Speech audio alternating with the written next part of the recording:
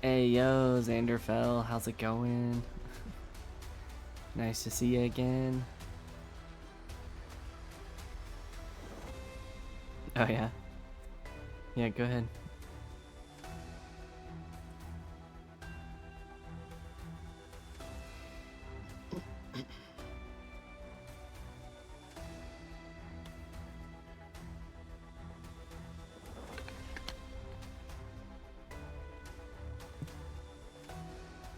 Damn, is my mic picking up everything? I thought I had a filter on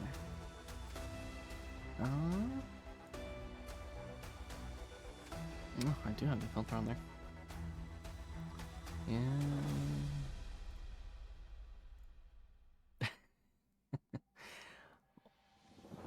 Welcome, welcome.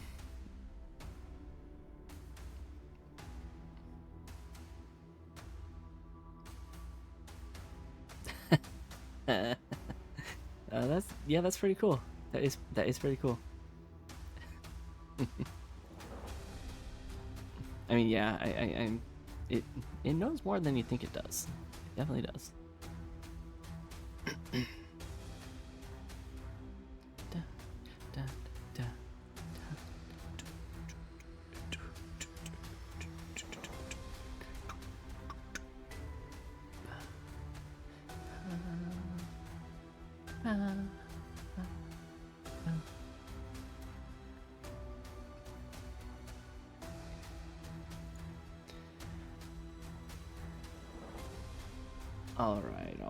All right.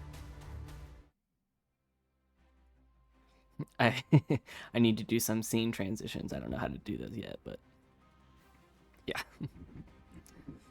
All right, can you hear me okay? How's the volume? Looks like I'm all green to me. Sounds pretty good. Seems pretty good. If the music's too loud, let me know. I can turn that down a little bit. I've actually made them media sources now instead of just playing them from my desktop, so now I can accurately like turn down the volume of the music a little bit. So yeah, that's cool. 40 years prior, yeah, I just started. Oh yeah, there was one more thing I needed to do before I actually start. And that I need to add. Let's see.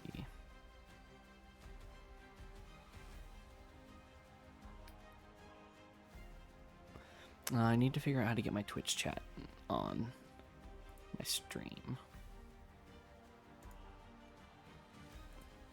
Can I do that?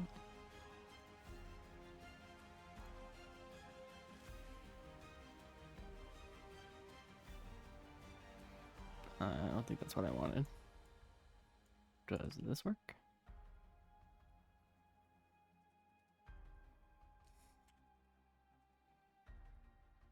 Oh, it kind of does. Kind of do. It kind of do. It kind of don't. I have to make it see-through, right? Can I do that? I'm sure there's a better way.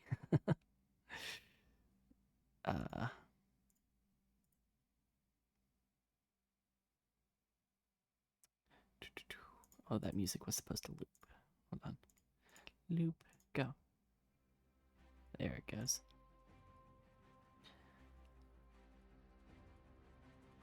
Emma Watson. Oh, Emma Watson and Gollum. Definitely an interesting combo. Let's see. How can I get this to look correctly? It's such a weird shape.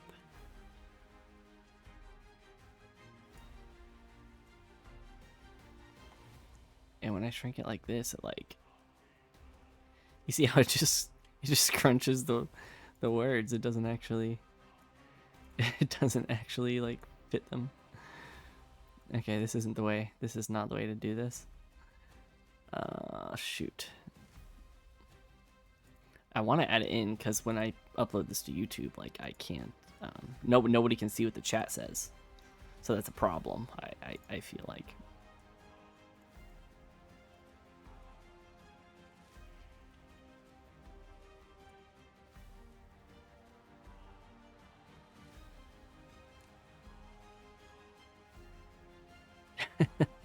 Yeah, sometimes ChatGPT does some weird voices, and you're just like, why did you say it like that? Okay, come on. Do you have any tips on how to add chat to the screen? Cause I don't currently know how. I could definitely do a quick Google search. Let's see. Add Twitch chat to OBS. Wow, it knew what I wanted. To add Twitch to OBS, you can add a browser source and paste the chat's URL. Yeah. You can also add the chat as a doc.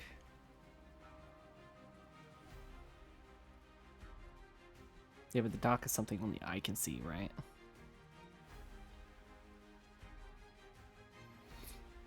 It says copy the chat's URL, click view docs, custom browser docs.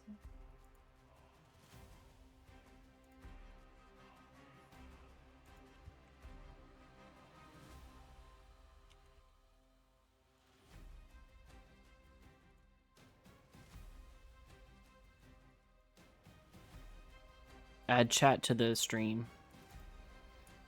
That's what I'm trying to do.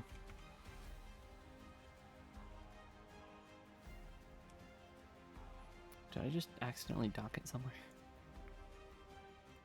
What happened?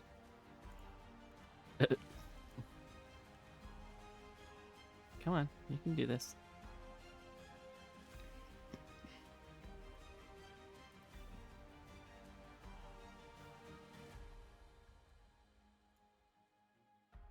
Yeah, to where it's visible on screen, yeah.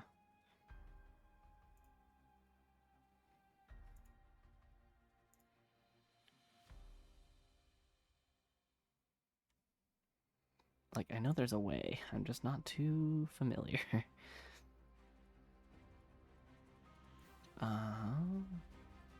Check layout settings.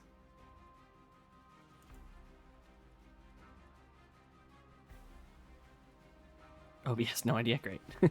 Helpful. Very helpful. What is that Twitch companion?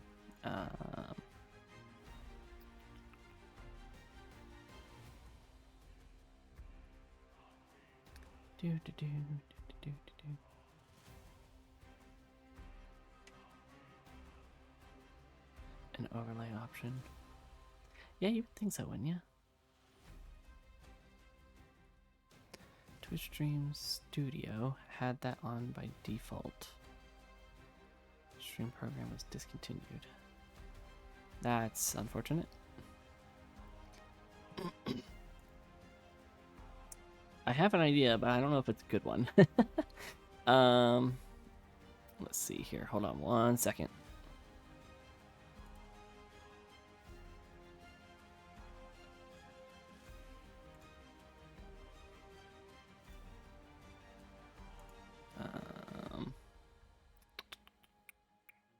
Oh, I can't. Dang. Alright. Discard. Oh, wait, I guess there it is right there. Right? What if I just...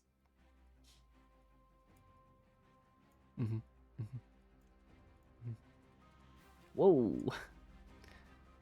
Alright. I mean... Is it perfect? No. Does it work? Maybe.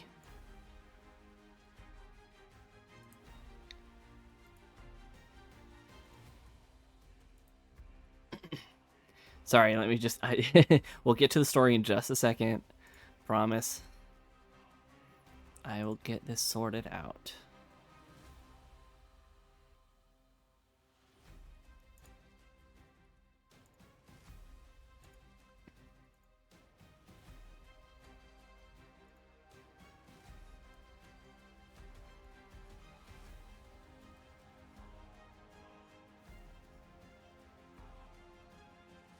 Oh, now it's gone.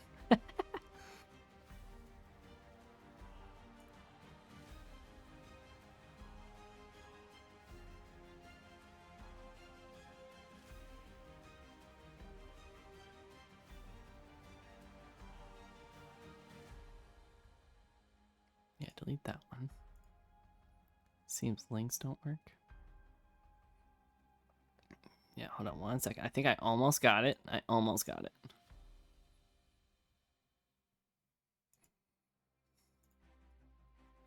feel like I'm like right there.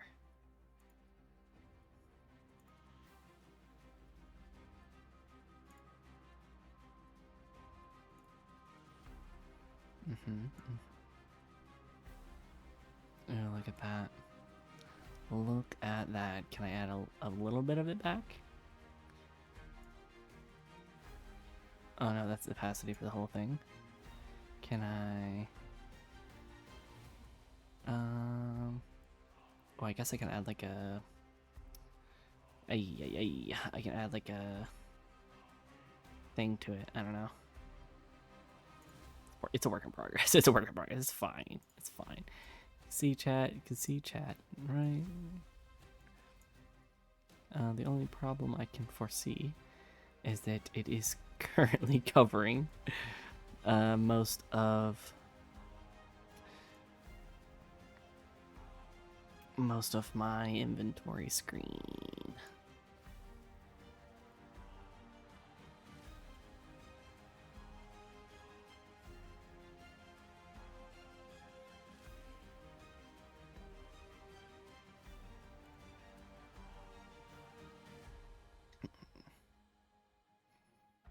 How's that? How's that? Like top corner?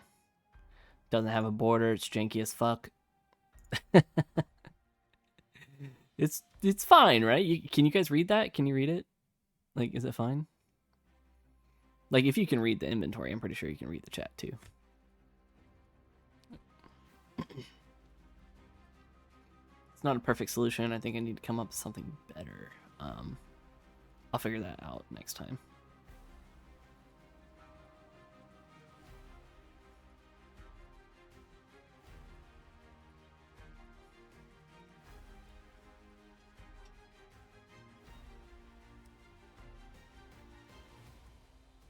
Alright, I think we're good. I think we're good. That is the downside. Only way to make it so the stream chat doesn't overlap is to shrink the capture screen. Yeah. Yep. I'm just gonna have it hover over there. It's mostly out of the way, so it should be fine.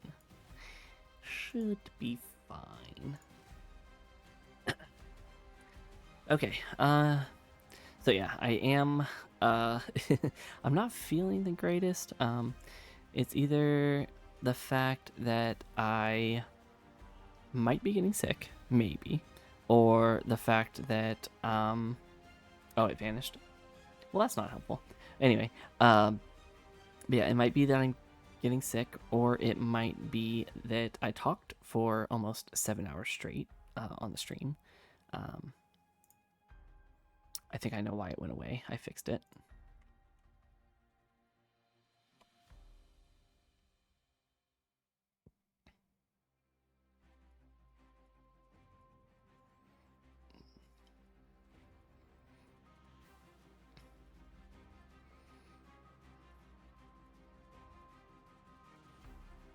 All right, but yeah. Anyway, yeah, I'm feeling a little sicky. Yeah, my throat's really scratchy and stuff. Hopefully I'll be okay. Yeah, I minimized the window stupidly. That was my problem. It should be up now, right? Yeah, it's up there. Okay, we're good. I manually I minimized it myself, so that was my fault. But yeah, it's fine. It is there. I figured it out.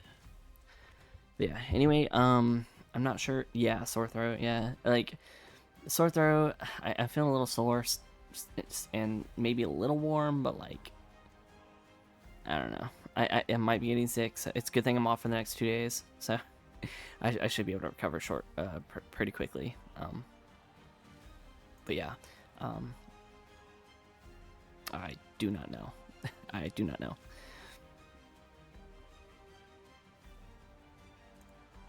Could be anything, honestly. I just started feeling it today, so. Oh, you're guessing. Okay. All right. Anyway, all right. Focus. Focus. Focus. Focus. No more distractions. No more distractions. Okay. So yeah, I might not voice every single thing. I might have ChatGPT do a little bit of the narrating because, obviously sore throat. Yeah. Um but I mean, it should work pretty well. It worked pretty well last time, so I figured out the problem last time too is that it had double audio. I noticed when I was watching the YouTube video and after I ported it that the ChatGPT was like was saying things like overlapping each other. So now I have it set up so that it's not doing my desktop audio, it's only doing the window capture. Yeah, the echoing. Yep. That was not supposed to happen. That was not supposed to happen. So yeah, I fixed that. So we should be good. I'm gonna do a little recap. So, previous stream. Let's recap where we're at. All right. So we started off. We were at the base. You see here, I labeled the base now. It's Sector 13. We had. Oh, it was some kind of. Yeah, there was like. Oh yeah, the Project Echo data log, or the data shard log for Project Echo, which gave us our first hint to go to Sector Omega for another spine facility. No, it was my fault because I had two audio sources going at once. It was desktop audio and the window capture at the same time. So yeah, that was entirely my fault. It's fine. Thank you. I hope I feel better too. So yeah, we checked Project Echo data shard, Sector Omega, told us to go there. It's like the epicenter of where Spine is. I think it's like one of the last known locations, or maybe the main location of where we need to go to finally rid the world of Spine. Hopefully. That's the whole reason we left base in the first place. And we were on our way to Sector Omega. Okay? We were on our way to Sector Omega, and Calypsy heard something. She heard a voice. I think it was through the radio, maybe. I can't remember exactly, but yeah, she heard a voice through the radio. She recognized it almost immediately as Aaron Kalis. Aaron Kalis, right here. It seemed that the signal was coming from Sector 17. That was another facility that we had found. It was more like a little bunker because we didn't have to go through any hallways or anything. It was mostly like you just went in and Aaron was like right there. So it was mostly like just a little bunker and he was there by himself. So we had a battle there. We fought him, killed him. This battle brought on a I want to say a psychedelic break on Calypsy, because seeing Aaron again brought up a lot of memories that she did not want to remember. A lot about her past that she's not proud of. A lot of things that she was never expecting to have to deal with again, but seeing Aaron, especially in his corrupted state, was not very good for her mentality. So this kind of sent her on a rage, honestly. She got very angry, and she was like, I've been dealing with this curse for too long, and I know exactly who cursed me, and it's about time that I figured out who it was, and or figured out where they are, basically, because I'm sure they're out there. And she remembers the name Rhaegor. She does not, however, remember the last name. She doesn't remember what the last name was. And it just so happens that Rhaegor is Rosia's father. So now the team is they had to go to Outpost 17, which Sector 17, Outpost 17. It's just same number. It doesn't really matter. I'm pretty sure ChatGPT just threw a number on there. Um, but no, they went to Outpost 17 to try to find out information about where Rhaegar might be, because they had really no leads. They had no idea. All they knew is that he might be out there. So they stopped in at the Broken Circuit. It was a nice little bar. They took a chill pill. They got some drinks, and then they did some reconnaissance. They then found out that Rhaegar is actually not what he used to be. Apparently, he used to be the hunter, quote unquote, the hunter, but now he seems to be more of the prey, and he has lost. I guess he's lost his status.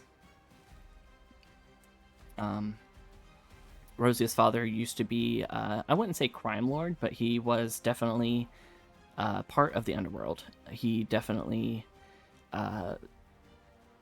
was, I don't want to say shady, but he did what he had to do to make money, and he took a wrong path, and he went into a bad place, and that's why, yep, reputation destroyed or diminished. Yep. So yeah, so now we overheard some mercenaries, and we even bribed the bartender to give us information into where Rhaegar might be, and we found out that lo and behold, Sector Omega just so happened to be exactly where we needed to go anyways. And then we had a whole discussion with the team, like maybe Rhaegar is or has some kind of connection to Spine. Maybe since he's near Sector Omega, he has something to do with it. Maybe he runs it all. We have no idea. Right now, we have left Outpost 17, and we made our way to Sector Omega, and that's where we are now. Rosia pulled Eudora aside and told Eudora the truth. She was holding it back from everyone. She didn't want to let the team know that they were actually hunting after her father.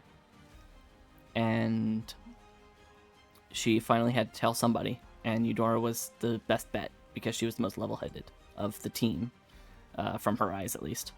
And Eudora took it pretty well, but she did say that Rosia definitely needs to tell the team because it's very important. But obviously, Rosia very afraid. She does not want to tell anybody. It is obviously Calypsy's like main aggressor right now. She's on a warpath. She's blind to everything else. She wants Rhaegar. She will do everything in her power to get to him. So yeah, obviously Rosia can't tell her. However, during this conversation, the scout drone that they took with them to scout the area overheard their conversation, and it just so happened that Malix, using his neural sync core, overheard the entire. Oh yeah. I took medicine. Don't worry. Yep, I'm drinking water. I have water. I took medicine. Don't worry. I'm prepared. But yeah, Malix overheard the entire conversation. What's cool is we actually rolled. We rolled for that to see if he would hear it or not, and he did. He heard the entire thing. So now Malix knows about what Rosia told Eudora. So now there's this conflict here of like, what is Malix going to do with this information? And we're not sure. We're honestly not sure what he is going to do. He's from what I'm reading here, I'm going to assume he's just going to hold on to it for right now. He's very analytical. He knows that having this information is going to be really important here shortly. So he's going to hold it to himself. And he definitely doesn't want Calypsy to know, because that's just bad for the whole team in general. So that's where we're at. We're directly in front of the doors of Sector Omega, and we're about to head inside. And who knows what we're gonna find inside? Um, Maybe we'll find some more revenants that we have to fight. Um, Possibly we're gonna find Rhaegor. I'm not sure, but let's get started.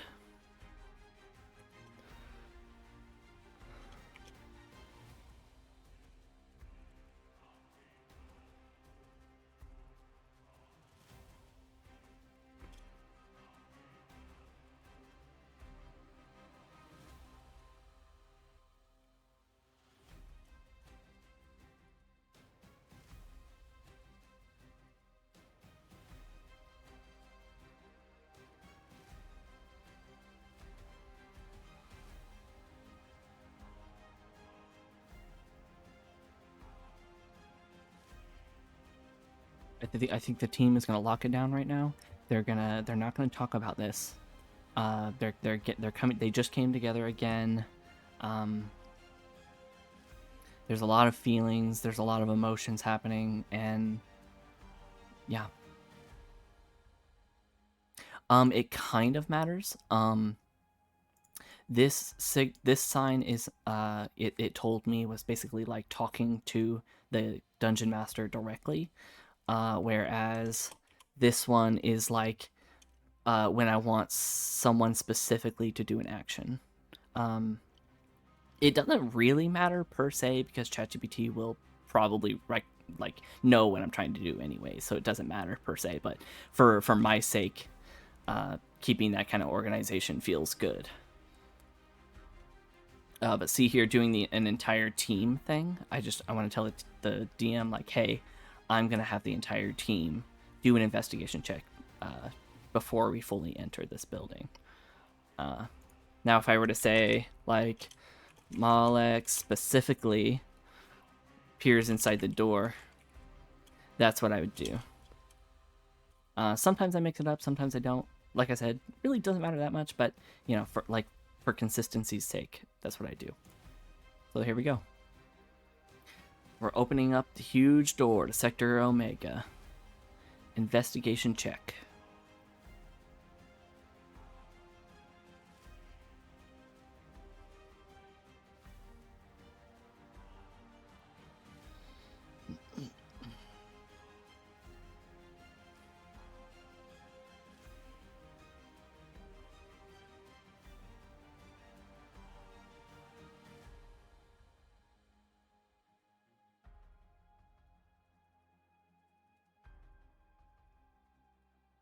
Yeah, normally I use different ones, but at the beginning ChatGPT was like, "Hey, use these." So I was like, "Okay, fine, I'll use them."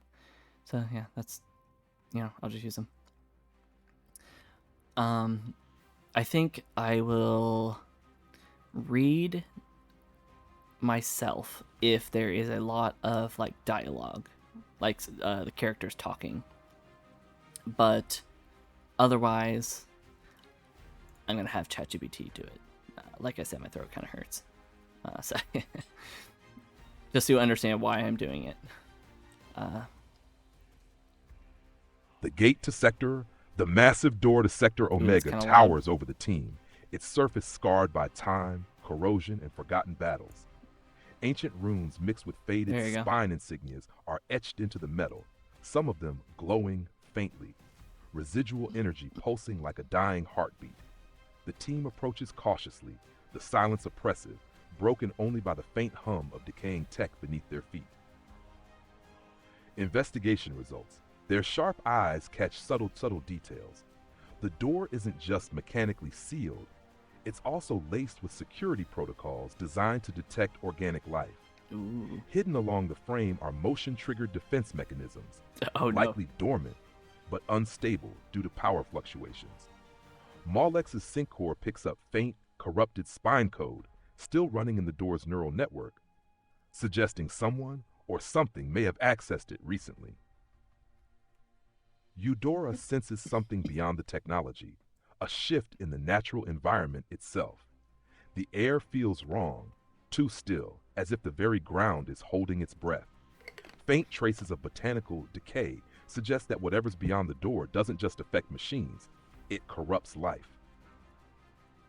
Though less focused than usual, Rosia's instincts still pick up subtle signs, faint footprints, human or humanoid, leading toward the door, partially covered by dust. Someone has been here recently. Rosia's a little distracted. Security systems, dormant but unstable. Not surprised. A wrong move could trigger them. Spine corruption. The door's neural link has been accessed recently, hinting at recent activity inside. Environmental shift. The decay isn't just technological, it's biological. Footprints, evidence of recent passage, suggesting the team isn't alone. Decision point. 1. Does Malek's attempt to hack the door's neural interface to disable the remaining security systems? 2. Does Calypsy suggest forcing the door open manually, relying on speed to bypass any triggered defenses? Does Eudora recommend a cautious approach, trying to stabilize the corrupted environment with her powers before proceeding?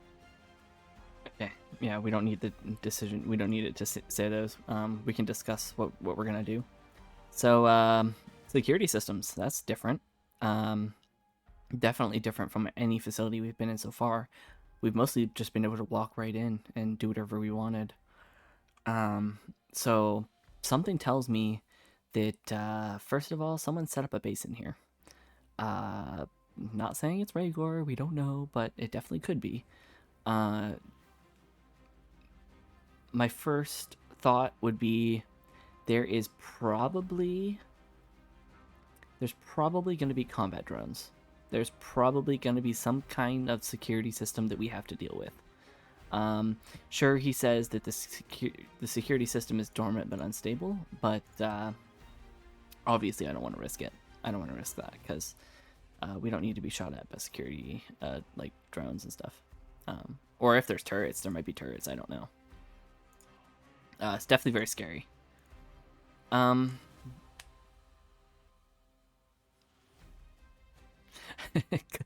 Calypsy forced the door open. I don't think so. Yeah, that's out. We're not doing that. If it thinks the dialogue possibly violates use, but yeah, I know. I'll read it in that case. Yeah, don't worry. I've had to deal with it a lot so far. So yeah, I got it. Oh, shoot.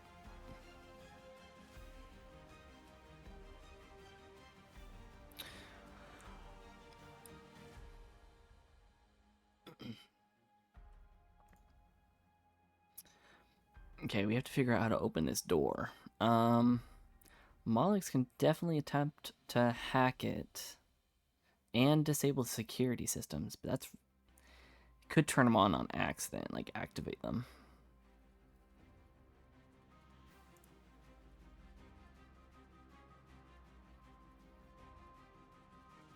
I think that's all we can really do. I mean, I'm not going to force the door open. We might get a bad roll here, but I think it's worth the risk.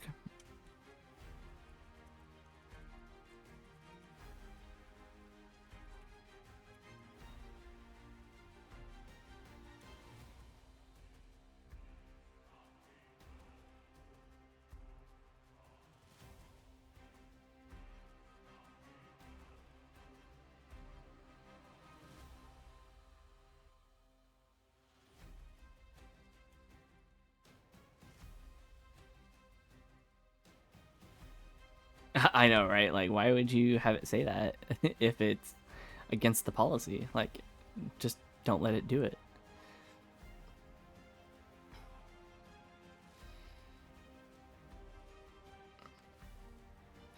Okay, yeah, so he's gonna attempt to hack the door, possibly disable the security, and possibly open the door.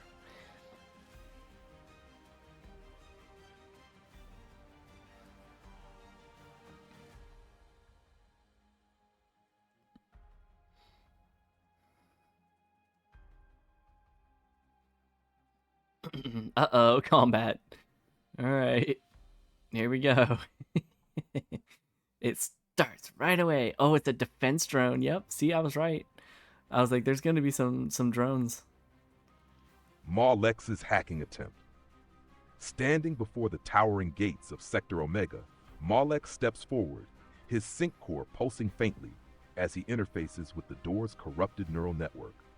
He kneels near a faded spine access panel, partially covered in rust and decay, connecting his internal systems directly through a data spike. The holographic interface flickers to life, distorted symbols and fragmented code cascading across his vision. Mallex's fingers move with practiced precision, attempting to bypass layers of ancient spine security protocols. His eyes narrow as he hits a snag. The code isn't just corrupted, it's been altered recently. Roll result 10, partial success with consequence success. Mallex manages to disable the primary security systems, preventing an immediate catastrophic lockdown or explosive failsafe. Explosive? The door's I didn't know we were massive dealing locks with begin to explosives. disengage with a deep of metallic groan. However, in the process, he triggers a secondary failsafe hidden within the corrupted code, something he didn't expect. A faint alarm chimes once before cutting off, but not before activating dormant defensive drones embedded within the surrounding walls. From hidden panels on either side of the gate, 2 automated spine defense drones emerge, their optics glowing red as they lock onto the team. Combat initiated. Enemies. Spine defense drone 8, left side. Spine defense drone B, right side.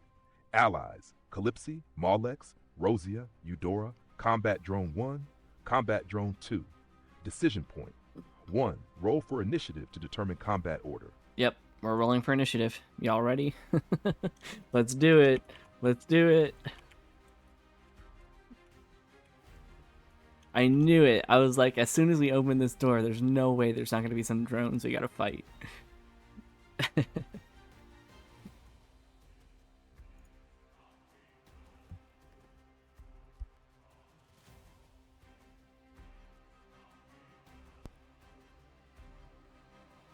Give me some good rolls, please. Please give me some good rolls.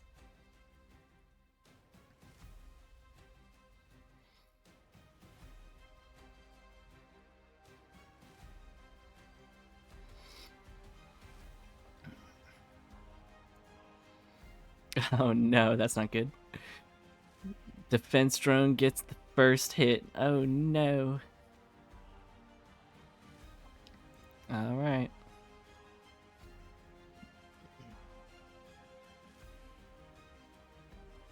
Initiative order. I don't know too much about Shadowrun. 13. 2. Combat drone 2, 9. 3. Calypsy 8, 4. Mallex 7, 5. Spine defense drone 8, 7. 6. Rosia 6. 7. Eudora 6. 8. Combat drone 1, 2. Combat begins. The spine defense drones whir to life, their optics glowing bright red as their targeting systems lock onto the team. Their weapons deploy with a hiss of compressed air and the faint hum of charged energy. Spine defense drone B takes the first action. What's its strategy? Does it target Mallex, who's still connected to the door?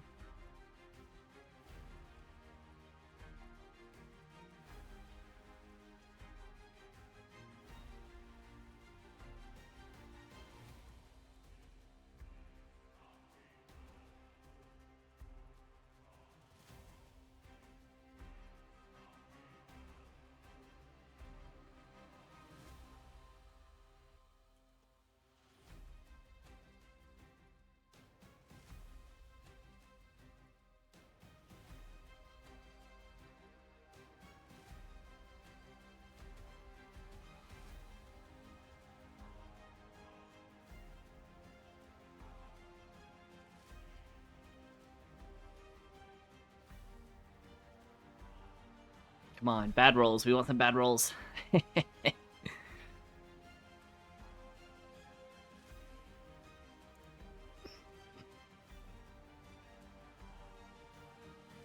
Spine defense drone B's turn.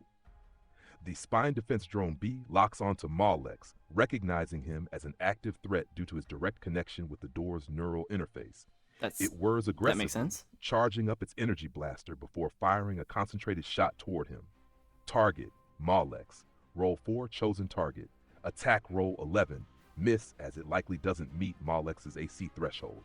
The energy blast screeches past Mallex, narrowly missing his shoulder, leaving a scorch mark on the metal door behind him. Mallex doesn't flinch, his focus still partially tethered to the hacking interface. Next turn, It's like he wasn't worried at Combat all. He Drone was 2. like, these are just drones. Their aim is terrible. I mean, I mean the last battle, I mean they hit maybe once or twice, but almost every time they fire, like they miss their shots like all the time. Like it's awful. Like sure they're useful, but like they hit their shots sometimes, but like the fact that they miss so often is like, I guess it's a balancing method of like they're just drones. They're just trying their best.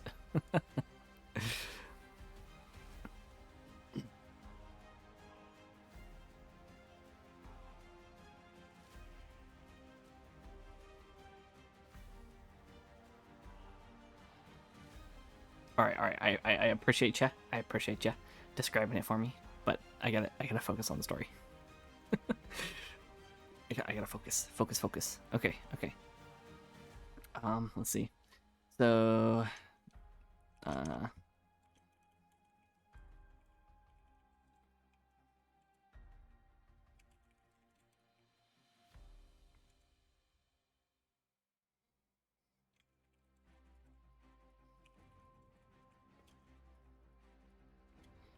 uh, I'll say it chooses at random.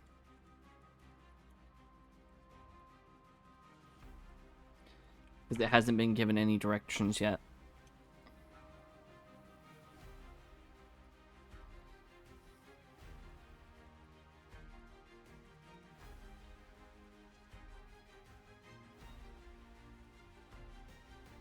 Oh, here I need to go back up and copy this. Thank you. Just so we can see the initiative order.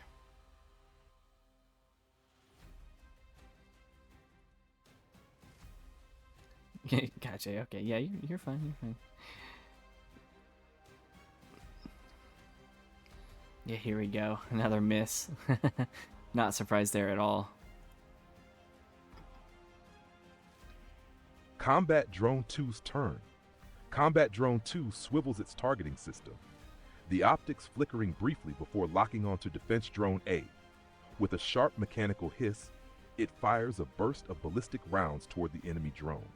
Target Defense Drone A, attack roll, 11. The shots rattle against the metal structure beside Defense Drone A, narrowly missing their mark. The rounds spark against rusted metal, but the enemy drone remains unharmed, shifting slightly to recalibrate its targeting systems. Next turn, Calypsi. Does Calypsi charge into melee combat, targeting one of the defense drones with her prototype energy blade? Or does she use a ranged attack or command one of the drones for coordinated fire? Let me know how you'd like to proceed.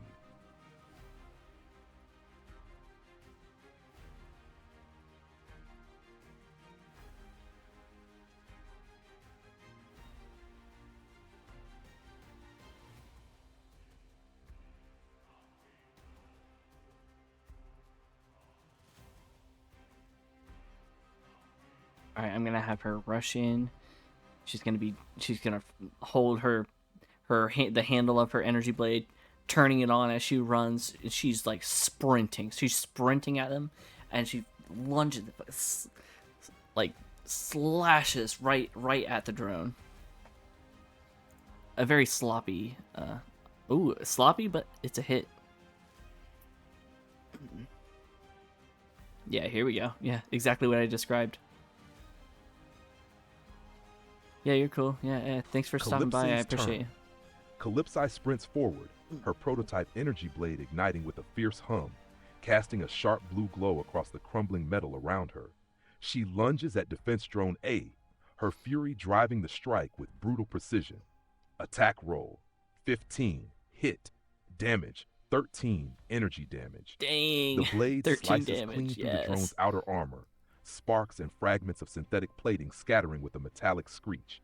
The drone jerks violently, its stabilizers struggling to compensate as its systems register critical damage, but it's still functional. Next turn, Maulex. Does Maulex continue his hacking attempt to fully disable the door's systems while relying on the team for cover? Or does... Yeah. Maulex definitely gonna keep hacking. He's gonna keep trying to do this. Yeah, that's something he would do. He knows that his team can probably take care of the drones. He's pretty confident in them right now. But also he feels like if he hacks this, maybe he can turn off the drones or something like that.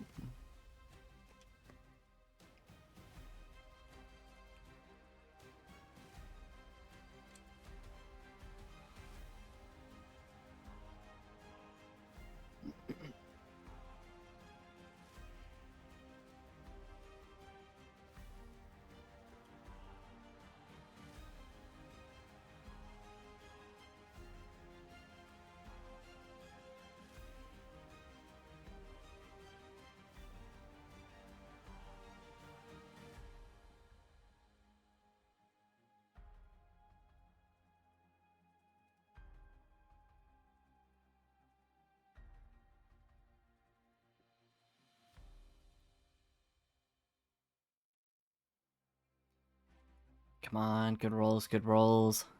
Please.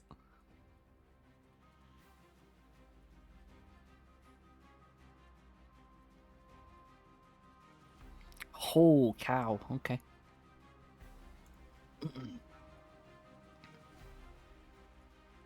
Here we go. Here we go. Maulex's turn. Maulex's sync core pulses intensely, the holographic interface flickering with cascading lines of corrupted spine code. Despite the chaos of battle around him, the hum of energy blasts, the clash of metal, his focus is unshakable. With swift precision, he digs deeper into the neural network, bypassing layers of ancient encryption tied to the door's defense protocols. Hacking roll, 26 success. Outcome, 1. Secondary failsafe disabled. Maulex successfully disables the failsafe, preventing any further defense drones from activating and securing the door's system from triggering additional security measures. 2 defense drones shut down. His code infiltrates the drone's operating systems, overriding their corrupted command sequences. Both Defense Drone A and Defense Drone B glitch violently, their optics flashing from red to static gray before powering down completely. The battlefield falls into sudden silence, the only sound being the faint hum of Maulex's sync core winding down. Victory achieved. The door to Sector Omega now stands unlocked and vulnerable, the final lock mechanisms hissing as they disengage. Maulex steps back from the terminal, his expression unreadable, but there's a faint sense of satisfaction beneath the stoicism. Decision point. 1. Does the team proceed immediately into Sector Omega, capitalizing on their momentum? 2. Does... Okay. I know what I'm gonna do.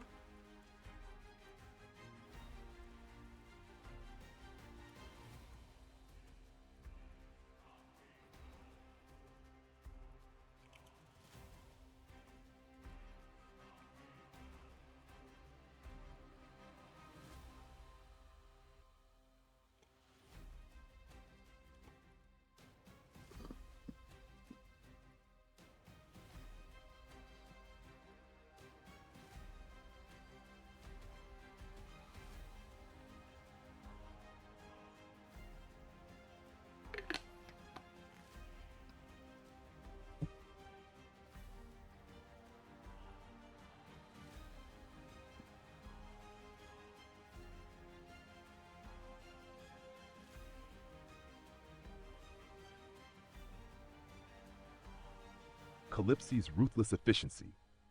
As the last echoes of battle fade, Calypsy doesn't hesitate.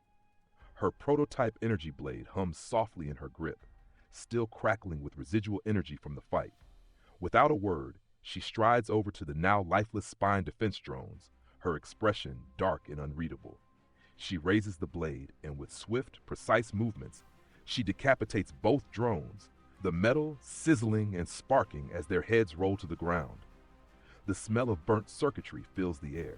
She wipes the blade on her sleeve, deactivating it with a sharp hiss. Not taking any chances, she mutters, though her voice carries more than just practical caution. It's personal. The team's reactions. Maulex watches silently, his expression neutral, but his sync core flickers faintly, perhaps calculating her efficiency. or her growing volatility. Rosia shifts slightly, not flinching, but her jaw tightens. She's seen that look in people's eyes before, the kind of focus that can easily slip into obsession. Eudora places a gentle hand on Calypsi's shoulder as she passes, not stopping her, just a small, grounding gesture. The combat drones remain silent, their optics dimly lit as they await further commands. The gate awaits. With the drones permanently neutralized, the massive door to Sector Omega slowly creaks open, revealing a dark corridor beyond, lit only by flickering emergency lights and the faint glow of corrupted spine tech embedded in the walls. The air grows colder, heavier. Something inside is waiting. Decision point. 1. Does the team proceed immediately into Sector Omega, weapons drawn, ready for whatever comes next? 2. Does Rosia suggest a cautious approach, sending in a scout drone first to map the area? 3. Does Malex insist on reviewing the door's data logs for any last-minute intel before entering? 4. Does Eudora pause the team, sensing an unnatural presence ahead, and suggest a moment of focus or preparation?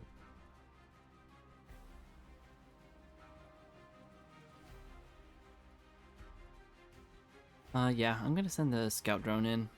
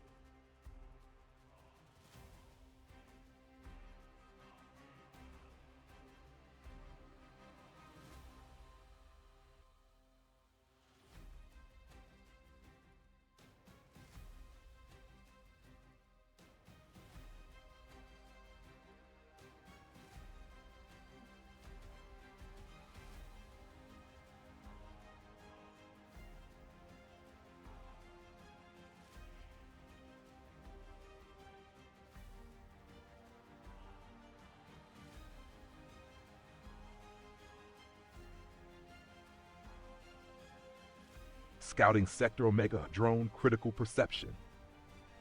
The scout drone glides silently into the dark corridor beyond the massive doors, its optics flickering as it adjusts to the low light. Its sensors scan the environment with pinpoint precision, capturing every detail, even those hidden from the naked eye. Perception roll 20. What the scout drone detects. 1. Motion detected. Deeper within the corridor, faint movements flicker in the shadows, too precise to be natural environmental shifts. Likely hostile patrol units or corrupted entities lying in wait. 2.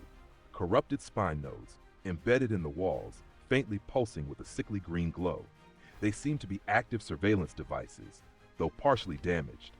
Some of them appear to be linked to traps, pressure plates and laser tripwires woven subtly into the debris. 3. Unstable structures. Parts of the ceiling are weakened, suggesting potential for environmental hazards, collapsing debris if disturbed. 4. A distorted hum. Faint audio feedback picks up an almost imperceptible whisper-like static, growing louder the deeper the drone moves. It's not just interference, it sounds alive. Investigation of the door's data logs. While the drone scouts ahead, Malex kneels beside the now unlocked control panel, attempting to pull any residual data from the door's logs. Investigation roll 7. What Malex finds. The logs are heavily corrupted, fragmented beyond standard recovery. He manages to extract one key fragment. Intrusion detected, unauthorized entity access, Echo Prime. The timestamp is recent. Someone or something entered just hours before the team arrived. Malex frowns slightly, the term Echo Prime sticking in his mind. It's tied to Spine's experimental projects, but the details remain elusive. Eudora and Calypsy watching the darkness. While the others focus on their tasks, Eudora stands silently beside Calypsy, her gaze locked on the dark corridor ahead. The faint glow from corrupted Spine tech reflects in Eudora's eyes. There's something waiting in there, Eudora whispers softly, not out of fear, but with quiet certainty. Calypsy's grip on her weapon tightens slightly. Good, she mutters. Let it wait. We're coming. Decision point 1. Does the team proceed cautiously, using the scout drone's data to avoid traps and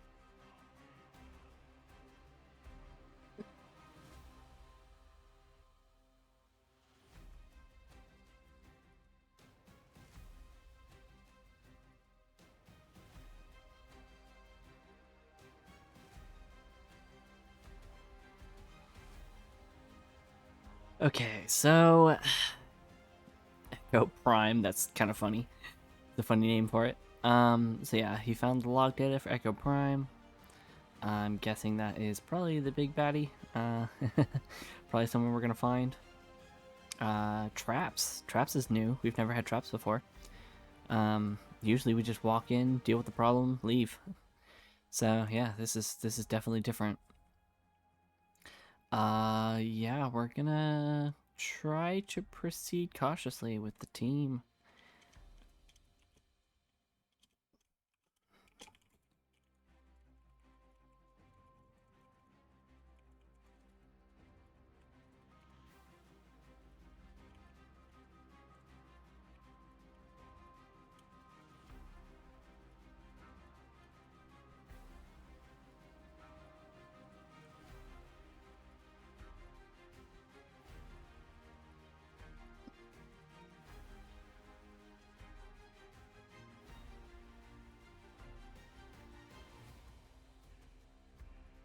Now for these rolls, even if one person sets off a trap, it'll be bad. So I'm hoping for good rolls for everybody at this point.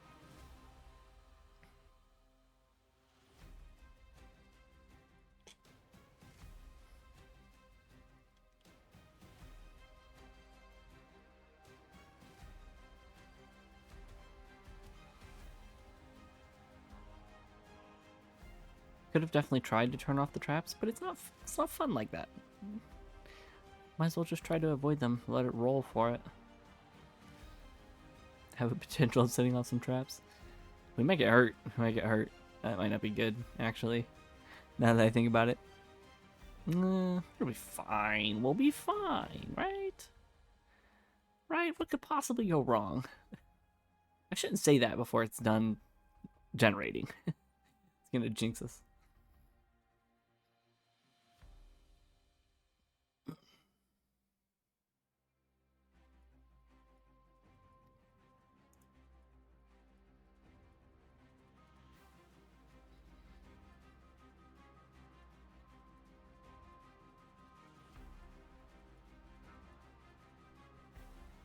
Yeah, something tells me that that Rhaegar is potentially in here, and he navigating the corridor of Sector Omega.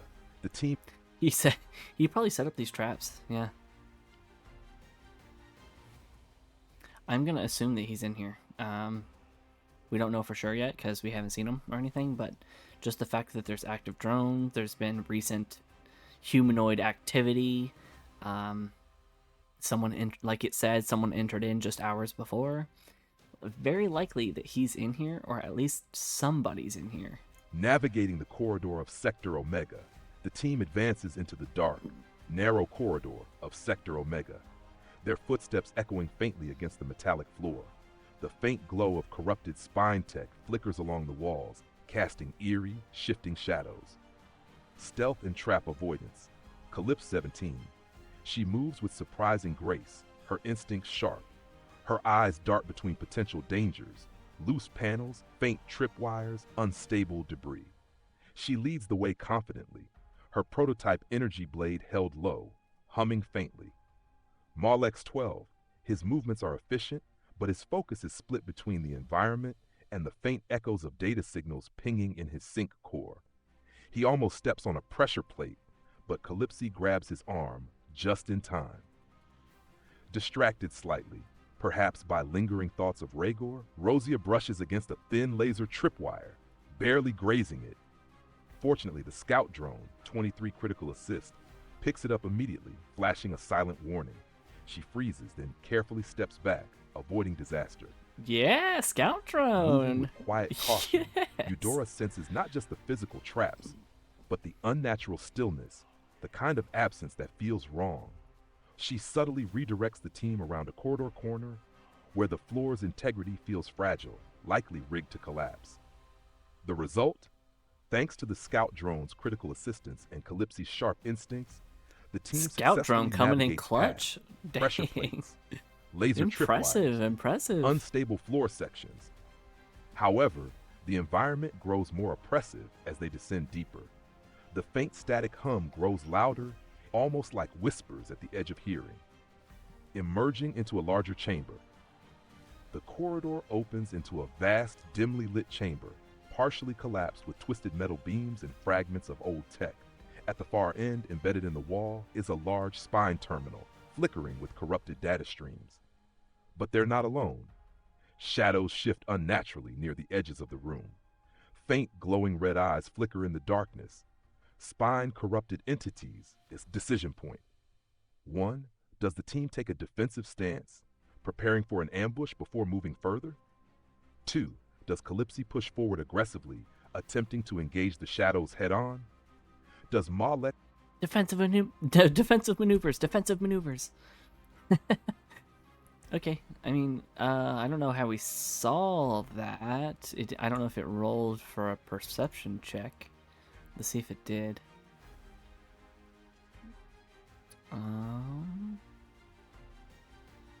It doesn't look like it rolled for a perception check.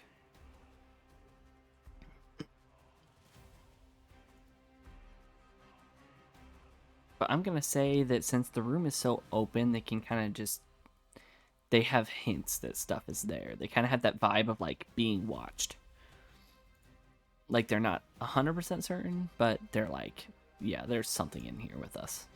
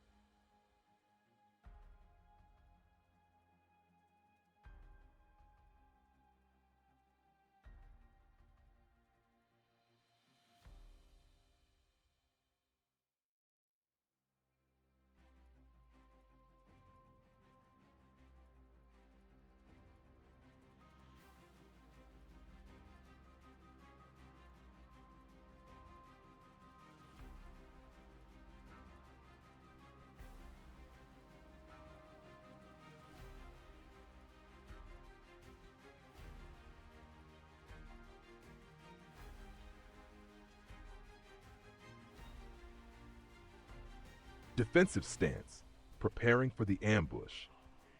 The faint, unnatural whispers continue to echo through the large chamber, growing louder with each breath. The dim red glows in the darkness seem to shift and multiply, like predatory eyes watching from the abyss. The team reacts. Calypso tightens her grip on the prototype energy blade, its hum rising to a sharp, focused tone. She takes a defensive crouch near a collapsed pillar her sharp gaze scanning for movement. "They're waiting to see if we're stupid enough to walk into their trap," she mutters. Malex's sync core pulses faintly, running rapid calculations. He positions himself near a metal console for partial cover, rerouting power to his combat drones and issuing silent commands to flank if hostiles emerge. Rosia slips into the shadows, vanishing from plain sight with practiced ease. She moves along the wall, her rifle raised, ready to snipe from an advantageous angle. "I'll cover you from the dark. Let's see how they like it." Eudora kneels slightly, placing her palm to the cold, metallic floor. Vines subtly creep from beneath her sleeve, snaking across the ground to prepare for quick entanglement if needed. She glances at Calypsy. "Let them come. They'll regret it." The scout drone hovers silently overhead, its optics shifting to thermal vision, locking onto the hidden heat signatures in the darkness. Damn, scout Combat drones 1 and 2 now. move into flanking positions, their weapons humming as they lock into targeting mode, ready to unleash suppressive fire on Malex's command. Tension builds. The chamber falls eerily silent, save for the faint hum of corrupted tech and the distant dripping of some unknown liquid. Suddenly, the shadows move. Figures emerge, spine-corrupted revenants, their bodies grotesquely fused with cybernetic implants, their eyes glowing like dying embers. 4 in total, shambling at first, then breaking into a sprint, their corrupted limbs jerking unnaturally. No. Combat initiated. This isn't good. 4 spine revenants, corrupted variants. The team holds the defensive advantage due to their preparation, granting them +2 to AC for the first round, and potential for opportunity attacks as the revenants charge. Decision point. 1. Roll for... Yep, roll for initiative. Let's do it. Combat, go!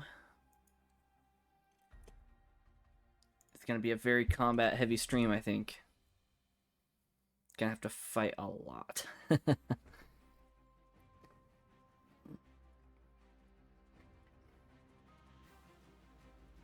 4 revenants, that's crazy. Super dangerous.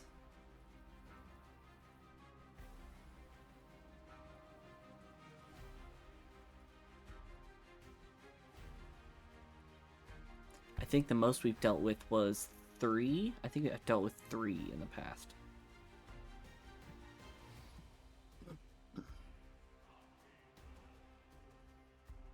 Awesome. Calypsy gets the first go. That's awesome. Alright.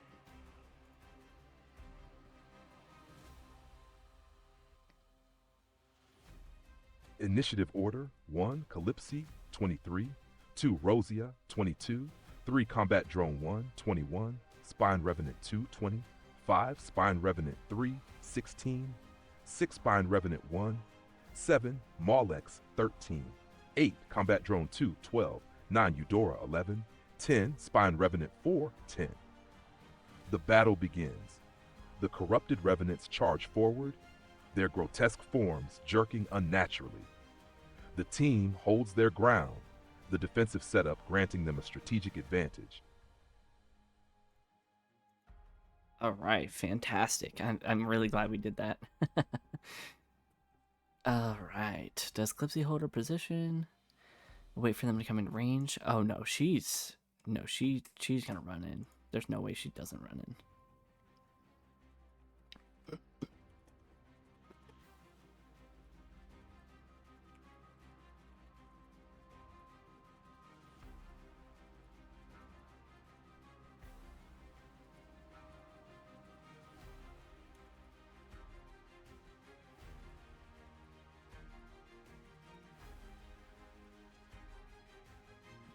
I can spell obstacle. Yep.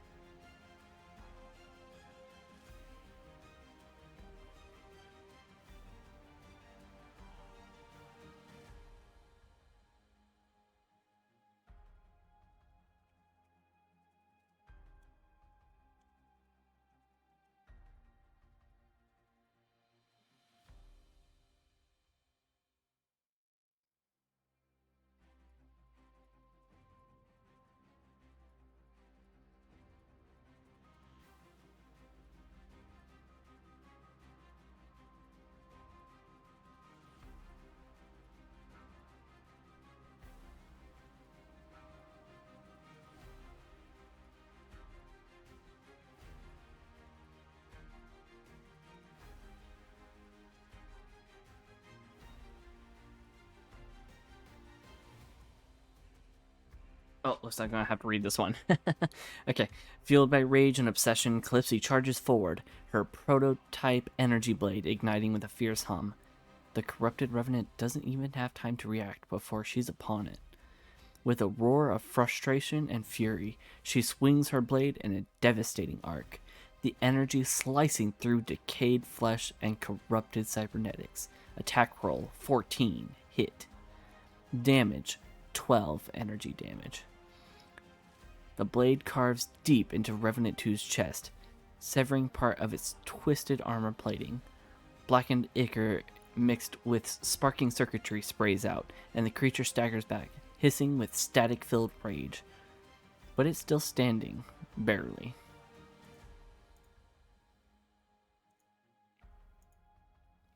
Next turn is Rosia.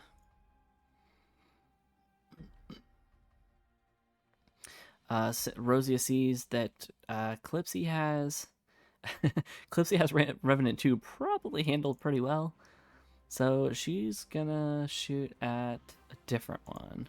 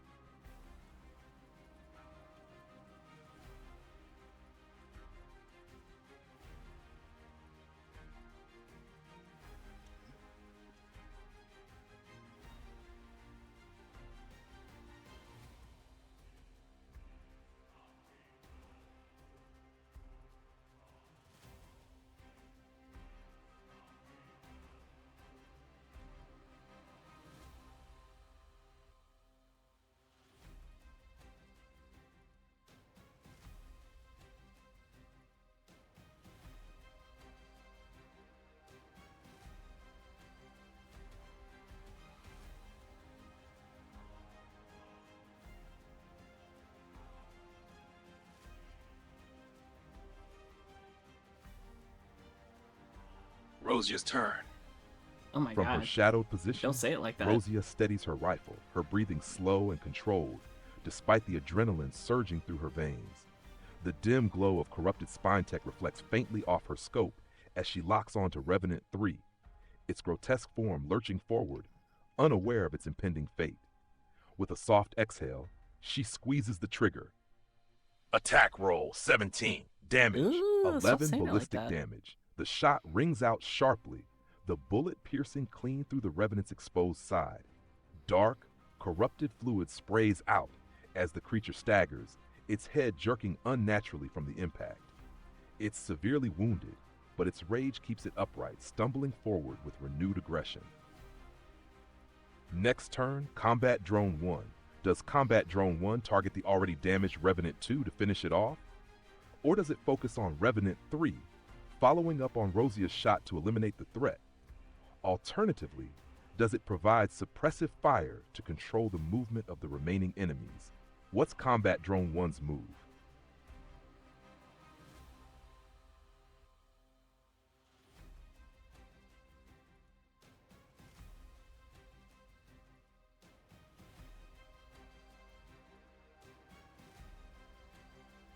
Whoops. That's fine.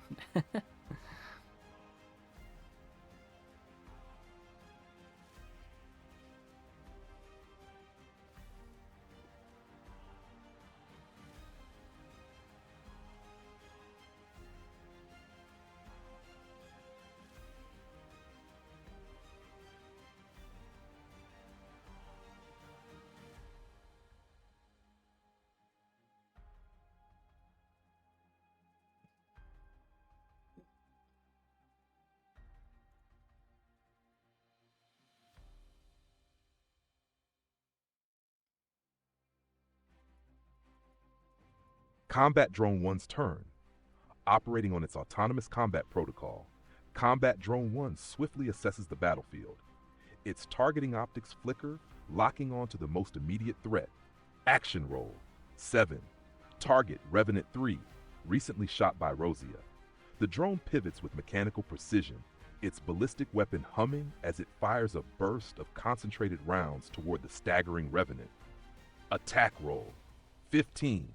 Damage 7 ballistic damage. The rounds slam into Revenant 3's torso, punching through weakened armor and corrupted flesh. The Revenant lets out a distorted, static-laced shriek before collapsing to the ground, its body twitching violently as the last remnants of corrupted energy flicker out. Revenant 3 is eliminated. Next turn, Spine Revenant 2. Wounded and enraged from Calypsi's brutal attack, Revenant 2 retaliates with feral aggression. Does it lash out at Calypsi with melee attacks, targeting her directly in retaliation? Or does it attempt a desperate charge at Maulex, sensing his technological link as a greater threat? What's Revenant 2's move?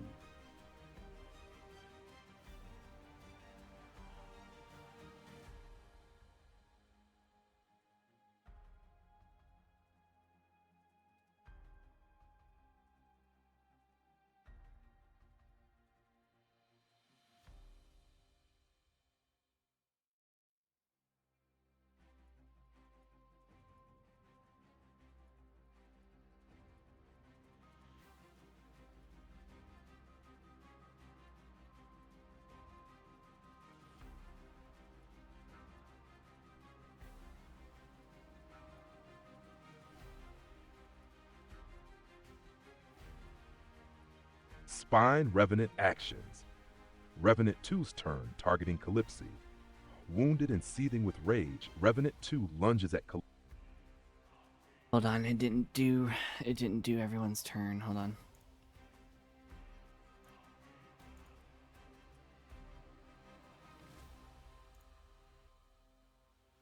It's gonna change the rolls, but I didn't really see them, so it's fine.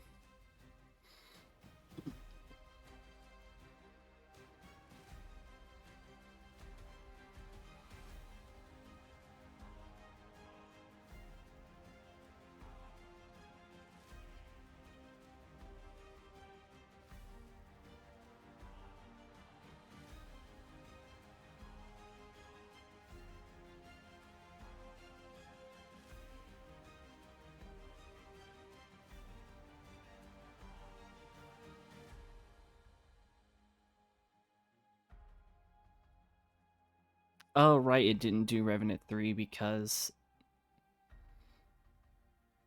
it's down. That's why. I was wondering why it didn't. Okay, we'll keep the first one. We'll keep the first thing what it did. That was just me not thinking.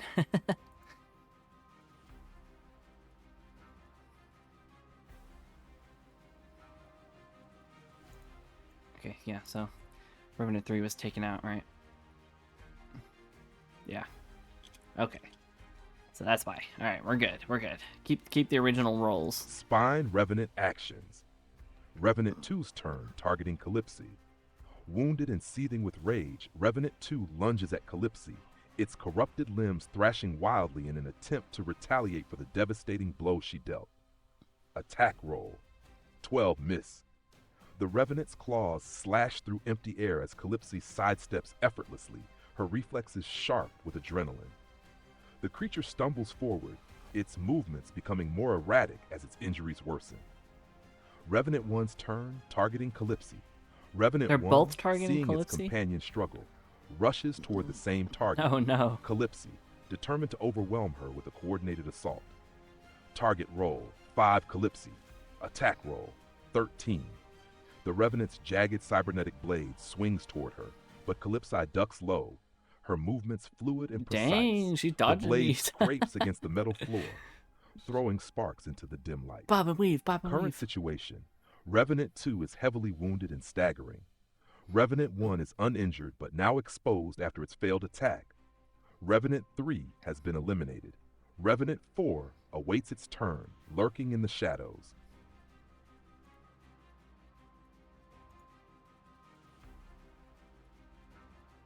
All right. Mollex's turn up next. Combat drone is directly after his turn, so I am actually gonna have him tell the combat drone to fire at one of them, giving them a bonus.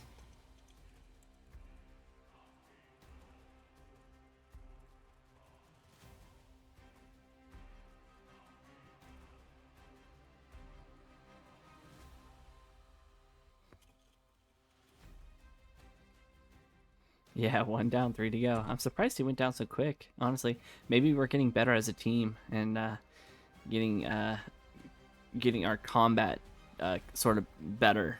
Getting better at combat to hit our attacks more. I mean, we have been through a few battles so far, so I'm not surprised that they are getting a little bit better, especially as a team.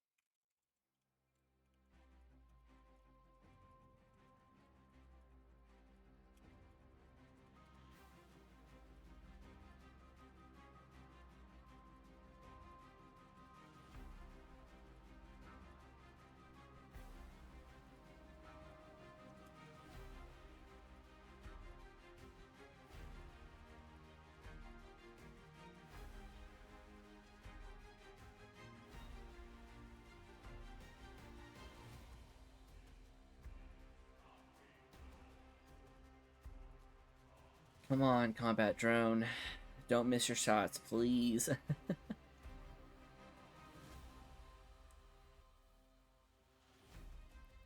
They're not completely useless, but you know, they haven't been crazy good so far.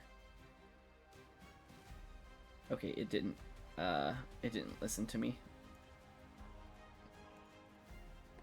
Of course it didn't.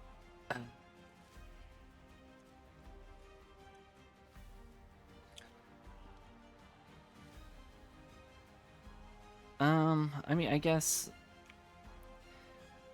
Never mind. We'll just say that Molex basically skips his turn and then it goes straight into combat drone 2's turn, which I guess makes sense as is directly after his turn, anyways. Oh yeah. It basically did combat drone's turn immediately after. Gotcha. Okay. So now it says Eudora's turn is next, so that makes sense. Molex's turn. Taking cover behind a crumbling metal barrier, Molex focuses his sync core, issuing a precise command to Combat Drone 2. Focus fire on target. Revenant 2, terminate. The drone's optics flash in acknowledgement as it adjusts its targeting protocols for maximum efficiency. Attack roll 14, hit, damage, 10 ballistic damage. The drone unleashes a burst of high-velocity rounds, We don't know that yet. tearing through Revenant 2's already weakened frame. The creature lets out a distorted, static-filled shriek as the rounds shred through its corrupted cybernetics and decayed flesh. With one final twitch, the Revenant collapses to the ground, lifeless. Revenant 2 is eliminated. Next turn, Eudora. Does Eudora use her Botanokinesis to attack or restrain Revenant 1, or prepare for Revenant 4's approach? Does she move to support Calypsy, providing healing if needed, or enhancing her abilities? We haven't been hit yet, I don't think. Yeah, no, Calypsy dodged both of the attacks on her. She got attacked by both Revenants, which is crazy, and she dodged both of them. Like a boss. She's so good. I think she's learning how to fight these Revenants. Because, I mean, she's fought a couple so far. She's been up close and personal with them, so she's getting the vibe.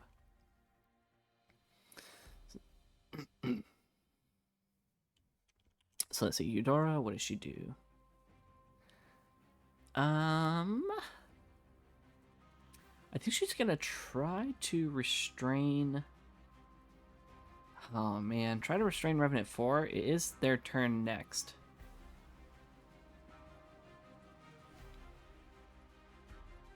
And then Calypsy, Rogia, and Combat Drone 1 are before Revenant 1 does anything, so we might have a chance to knock them out before they have a chance. Let's see how it goes.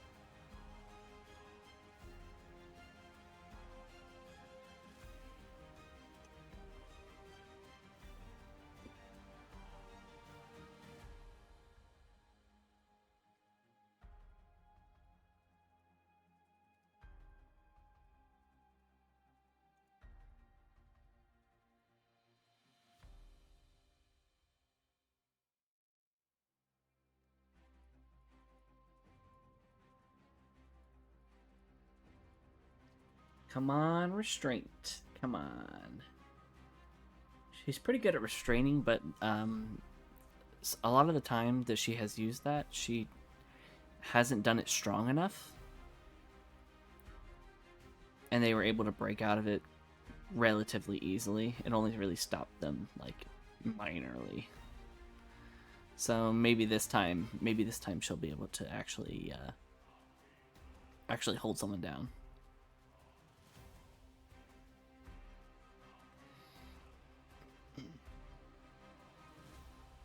Ooh, it's taking a bit to load this one.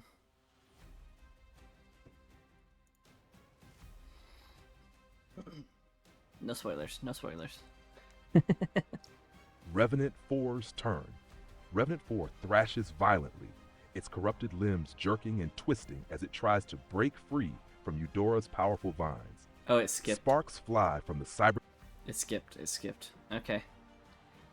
If I try it again, will it... Revenant 4's... Nope, okay.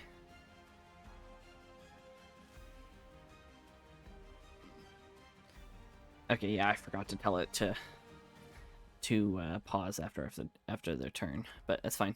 I'll just read this part. Unless it'll let me... Nope, it won't. Okay, it's fine. With a sharp breath, Eudora steps forward, her hands glowing faintly with a soft green hue as she channels her botanokinesis.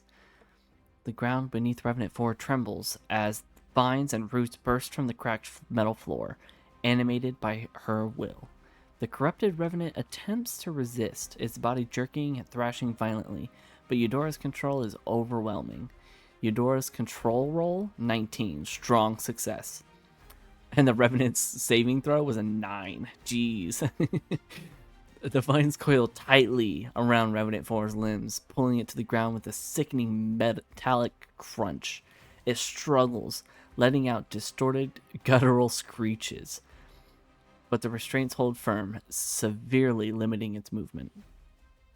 Effects. Revenant 4 is restrained, disadvantage on attack rolls, advantage for attacks against it, reduced mobility until it breaks free. Here we go. Revenant's turn, though... Oh, actually, I can have it say it now. Revenant 4's turn. Revenant 4 thrashes violently, its corrupted limbs jerking and twisting as it tries to break free from Eudora's powerful vines. Sparks fly from the cybernetic implants embedded in its decaying flesh as it pulls and claws at the restraints. Escape roll, 9. Despite its desperate struggle, the vines hold firm, tightening their grip with each movement. The creature lets out a distorted, static-filled screech, unable to move or retaliate. Yeah, that's right. Current situation. Revenant 1 remains engaged with Calypsi, exposed after its failed attack. Revenant 4 is fully restrained, vulnerable to attacks. Revenant 2 and Revenant 3 are eliminated. Next turn, Calypsi. Does Calypsi finish off Revenant 1 with another aggressive strike from her prototype energy blade? Or does she take advantage of Revenant 4's restrained state? No. Rosia can take care of that one. Her turn's right after Calypsi, so that's fine.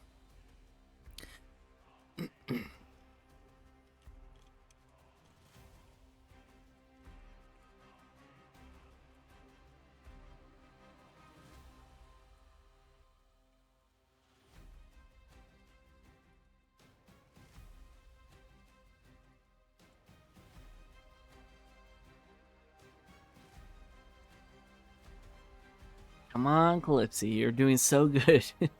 She is fueled by rage right now. That's why she's doing so good. She's just so angry. She's like, these dang revenants getting in the way of my goal. Like, get out of my way. Kill them all, yeah. Yeah, get these revenants out of here.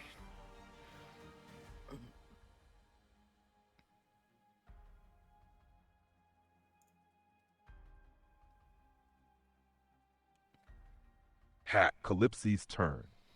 With a fierce snarl, Calypsi pivots on her heel, her eyes burning with relentless determination. Yep, she's her angry. Prototype energy blade hums to life once more, casting a sharp blue glow as she swings it with brutal precision toward Revenant 1. Attack roll 15, Damage. 8 energy damage. The blade slashes clean through the Revenant's corrupted Not a armor, lot of damage. Not a sending a lot. spray of sparks and black ichor into the air. The creature staggers back, its movements now erratic and glitching, but it's still clinging to life, barely. Next turn, Rosia.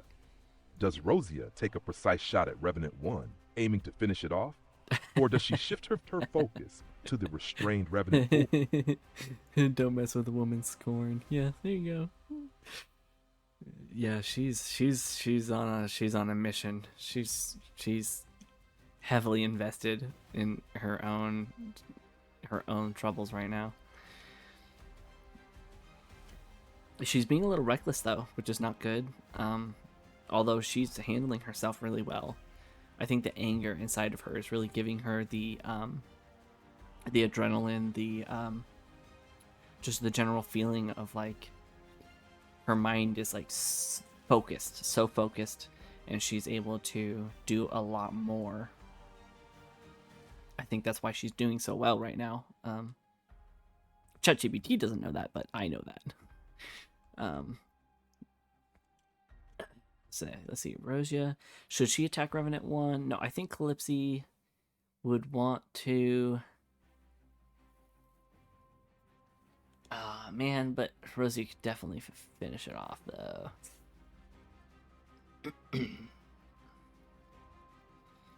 Or she could either attack Revenant 1 or Revenant 4.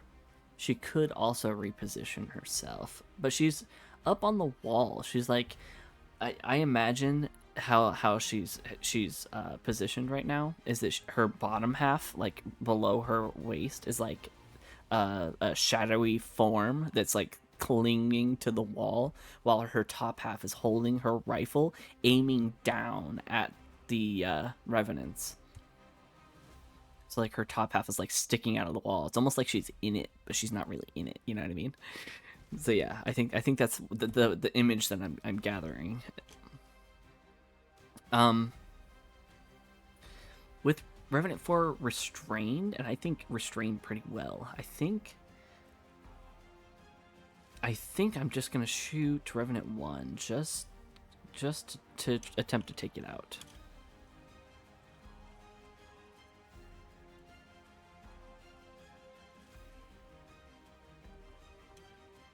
She doesn't see Revenant 4 as a threat right now, and rightfully so. I mean, it's held down pretty good.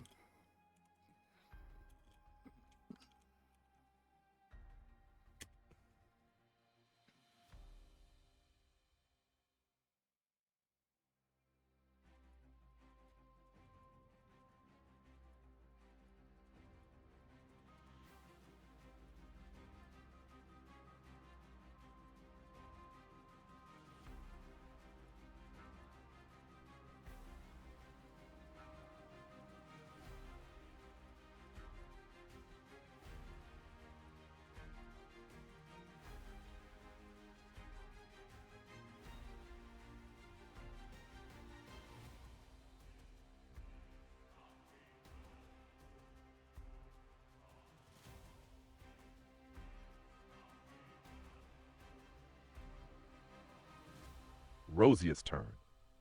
Rosia steadies her rifle, the faint glow from the corrupted spine tech reflecting off her scope. She locks onto the staggering form of Revenant 1, its movements erratic and glitching after Calypsi's brutal strike. Oh yeah, she can't get a good aim. And squeezes she can't the get trigger, a good aim because it's glitching but around. the shot goes wide, the bullet ricocheting off a piece of twisted metal near the Revenant. The creature lurches just out of the bullet's path at the last second, its corrupted body jerking unpredictably. Rosia curses softly under her breath, already adjusting her position slightly for the next shot. Yeah, it seems like the more damage that we do to these revenants, the more unpredictable and jerky they get, and it makes it really hard to hit them, because then they can really just like glitch and like twist out of the way unexpectedly, which is creepy as hell. It's so ugh. All right, Combat Drone 1. I don't think Combat Drone 1 was given any kind of command, so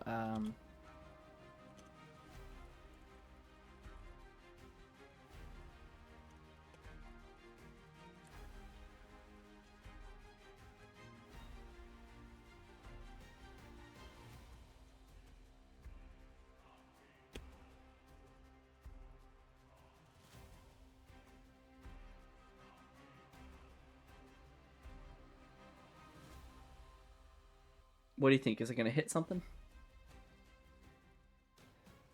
Not hasn't had many.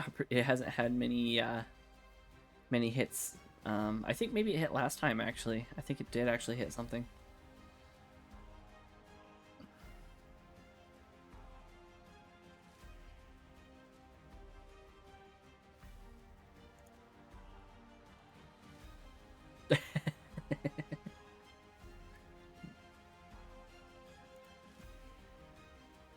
Sorry, my laugh gave it away.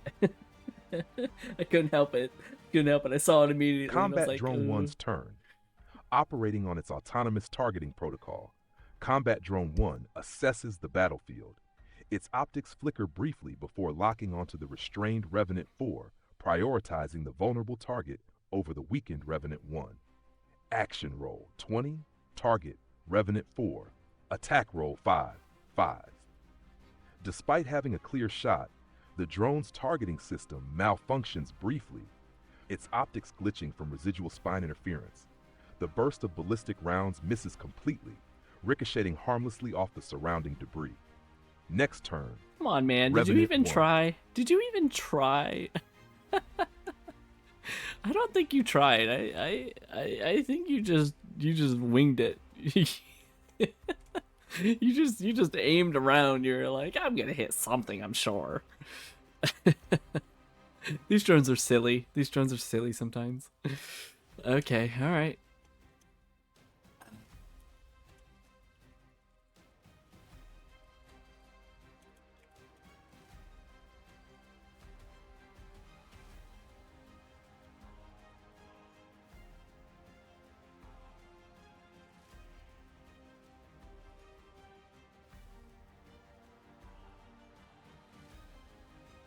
They're making me think they're like these little tiny things.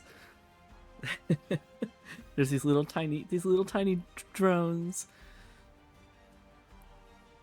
They're like little toys to play with, and they're just like aiming around. They're like, I'm gonna shoot something, yeah. But I know they're not. I mean, I think they're pretty big. I mean, during one of the I think last stream they hid behind the drones. So they must be big enough to at least hide behind.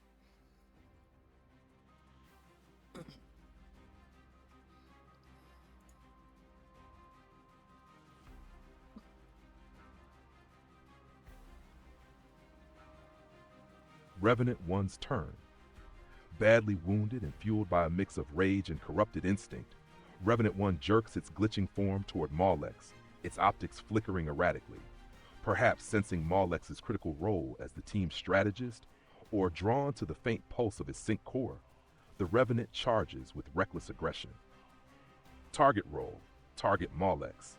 Attack roll, 12. The Revenant's jagged cybernetic claw slices through the air with a distorted shriek, but Maulex ducks behind cover just in time. He was already attack behind cover, slamming too, into the which is metal good. wall with a burst of sparks. Maulex's gaze narrows, his sync core pulsing faintly as he prepares his next move. Next turn, Maulex. Does Maulex retaliate directly, targeting Revenant 1 with his weapon? Does he issue nuke? You know what? He does. You know, he's gonna whip out his energy rifle and he's gonna blast this Revenant right, like point blank range. Yeah.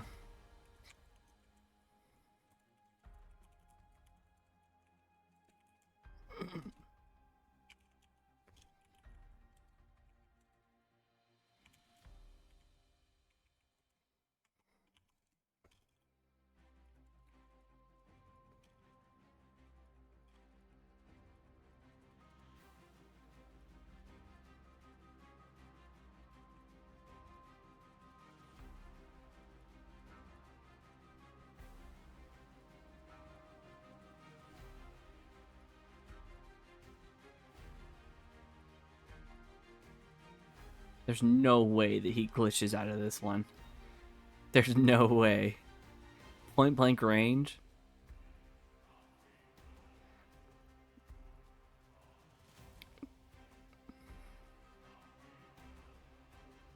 He's got to hit, right?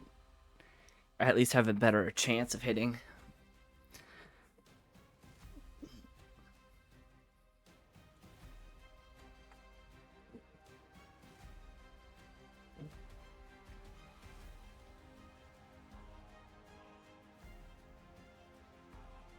Is that the right term? Point blank range? I'm trying to think.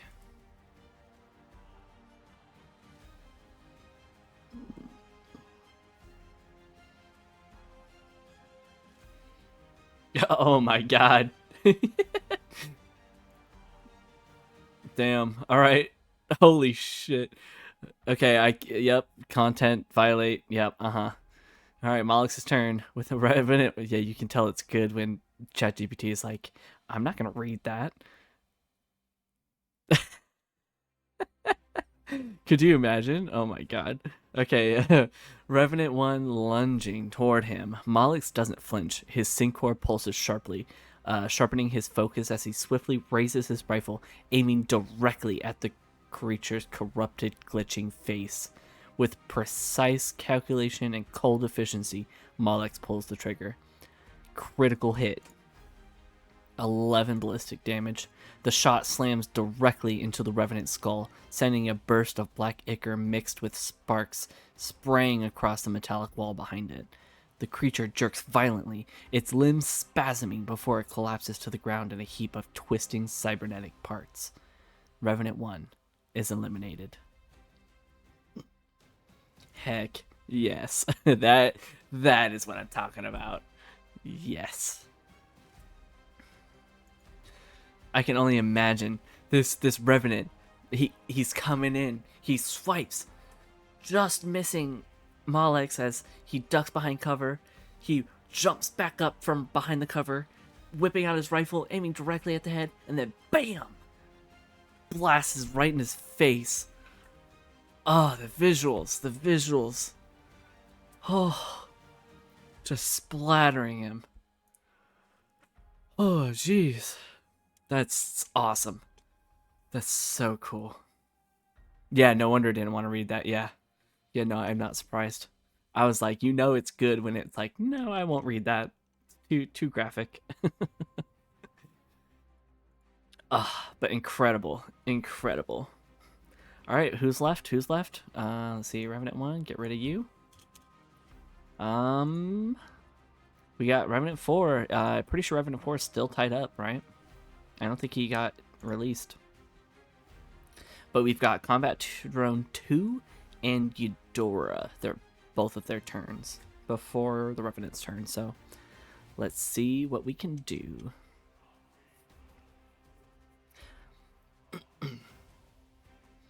Was Combat Drone 2 given a command? Not this round, I don't think. I think he was given a command last round. Let me double check just to make sure. Because I don't want to accidentally give it a bonus or something like that if I didn't do that. Yeah, because Malix would have been the one to do that, so... Yeah, see, the combat drone... Yeah, okay. Yeah, Combat Drone 1... No. Yeah, Combat Drone 2 was the one he told to fire at Revenant 2. And it took its turn immediately.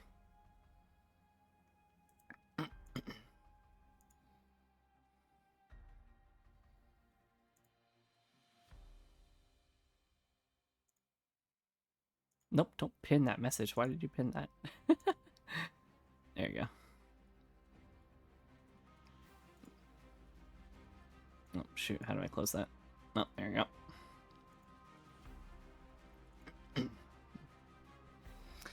Alright. So yeah, Combat Drone does not have directive right now, and it also does not have a bonus, so...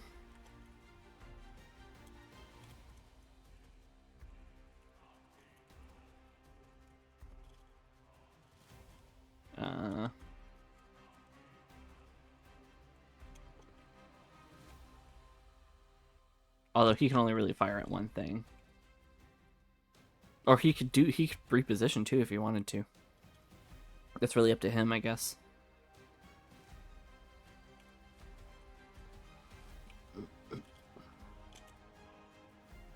He could either fire at Revenant 4 or move and get a better... yeah. Yeah, no, I don't have chatbots. That was just a spammer. I banned them immediately. Don't worry about it. Hello, welcome in. We're in the middle of combat right now. I don't know how much you've been watching, but yeah, we're in the middle of combat. We just finished off 3 out of the 4 revenants that we've been fighting, and right now, of course, Combat Drone 2 misses the shot. Of course, these drones. Oh my god, these drones! They cannot hit anything for their life. Ugh. They try so hard, but they just never hit. It's ridiculous. Ugh, why do I even bring them with me? What's the point? But the thing is, when they do hit, sometimes when they do hit, they hit really hard. So, I guess it's worth having them around just in case they do hit and do a little bit of damage. He missed a restrained revenant. It can't even move. He didn't hit a stationary target. I can't. This is ridiculous. Combat Drone 2's turn. Operating on its autonomous targeting protocol, Combat Drone 2 quickly identifies the restrained Revenant 4 as the highest priority target. It's the only target, its sir. Targeting optics it's the only flicker target. red as it locks onto the immobilized creature, adjusting for maximum damage. Action roll 3, target Revenant 4. Maybe you should have done less adjusting roll, for maximum 11 damage miss. and done more aiming, Despite the sir. easy target, the drone's targeting alignment glitches briefly, likely from spine interference lingering in the environment. Blame it the on the burst of interference. ballistic rounds misses, ricocheting off the metallic floor Likely beside story. the restrained Revenant. Next turn, Eudora. Does Eudora maintain her focus, keeping Revenant 4 restrained? I'm gonna use the already restrained Revenant 4. I'm gonna use the restraints, and I'm gonna try to do some crushing damage. So...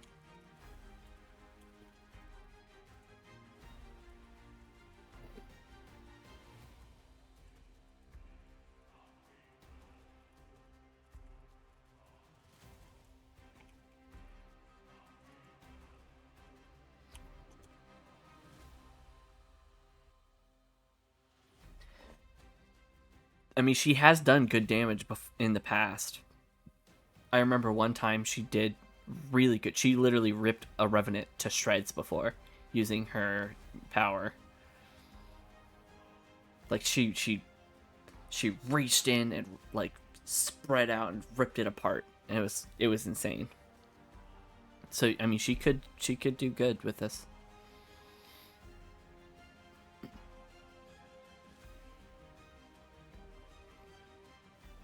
Okay.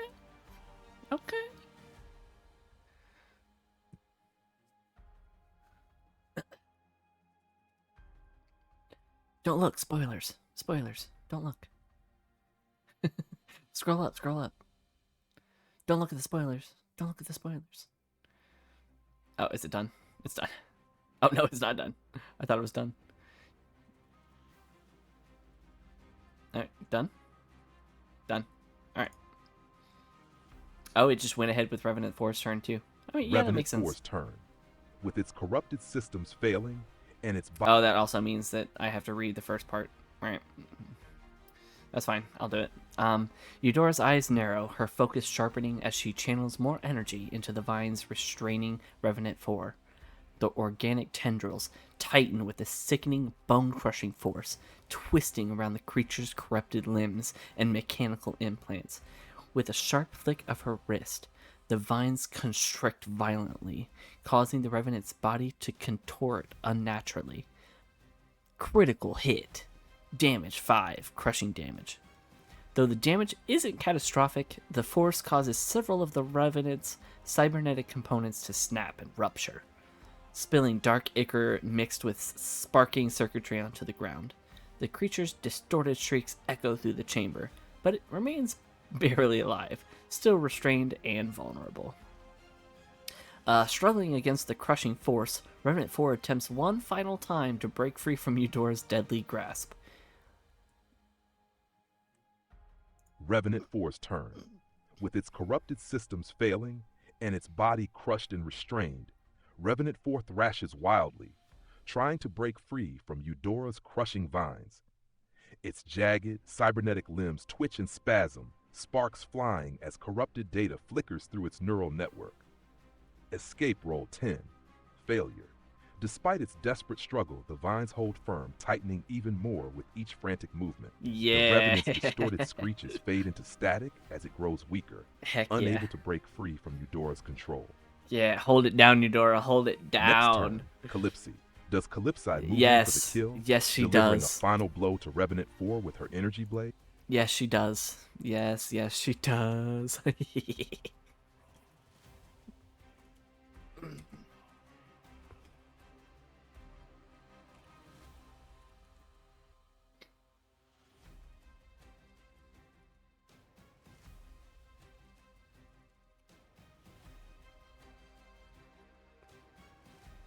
And now attempting to hit.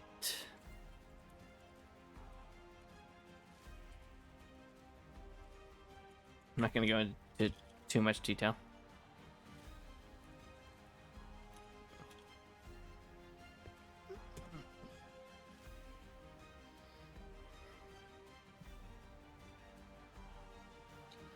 Go, go, go, go. Come on, Calypsi. You got this. Just run in and slash. That's all you gotta do. Run in and slash. Like, chop its head off or something. Come on. Do it. Do it.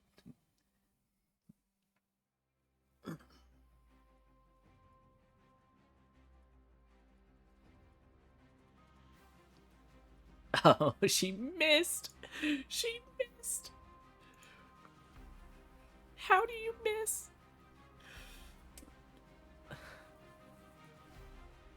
Calypsi's turn. With a fierce snarl, Calypsi charges forward, her prototype energy blade igniting with a crackling hum. She closes the distance to the restrained Revenant 4, her rage fueling every step.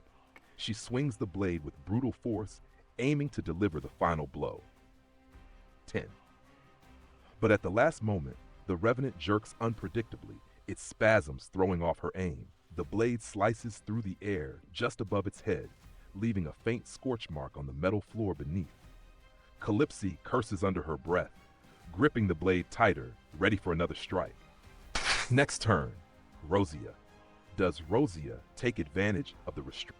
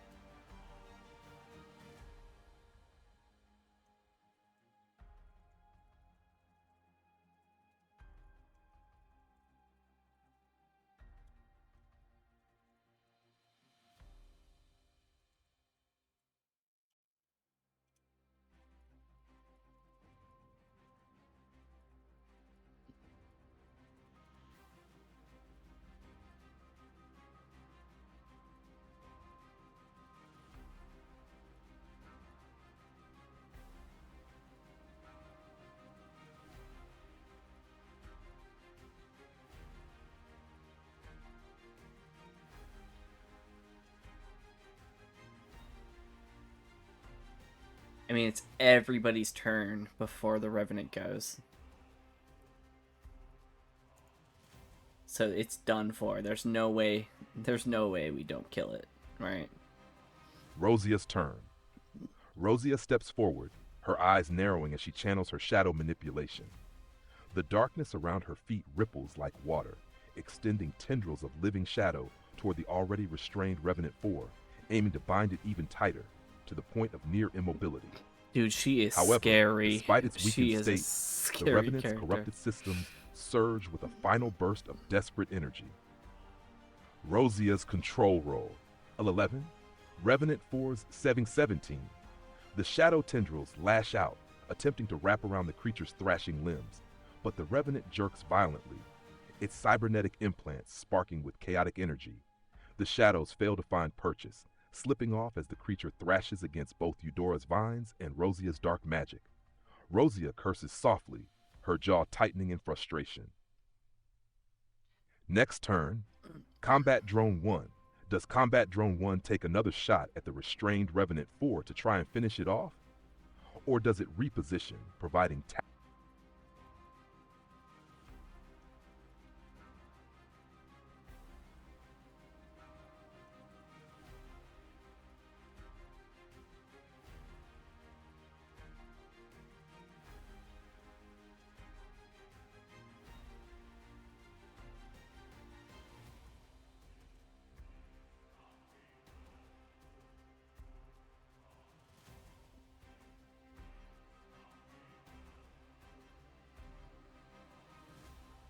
That's Chris, by the way. I'm pretty sure that's Chris.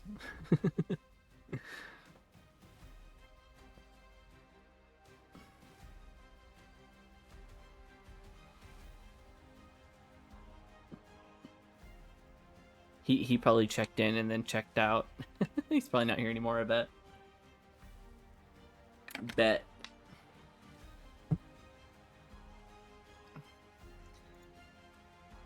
Yeah, no, he's not here. He dipped in, dipped out.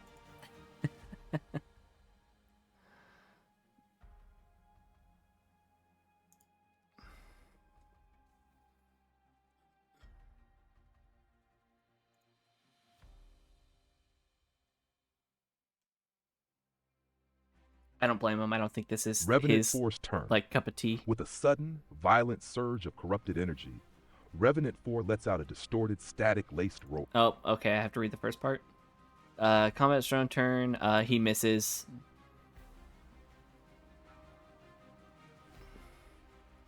That. Yep. Yeah, I don't know anyone else that does that. So. Yeah. Of course. Yeah. Drone misses. No shock there. Literally expected Revenant that. 4's turn. With a sudden, violent surge of corrupted energy, Revenant 4... Wait, isn't it Revenant? Is it Revenant's Forest turn?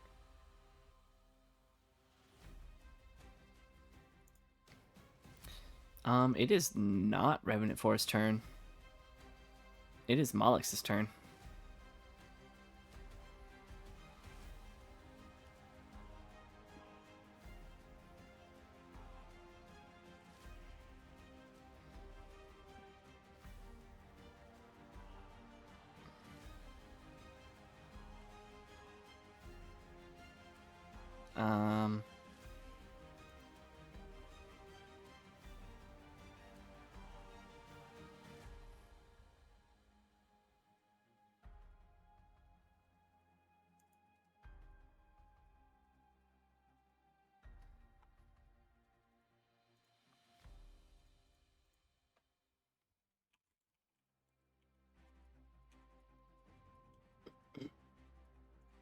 Okay, unfortunately, it's gonna have to re-roll.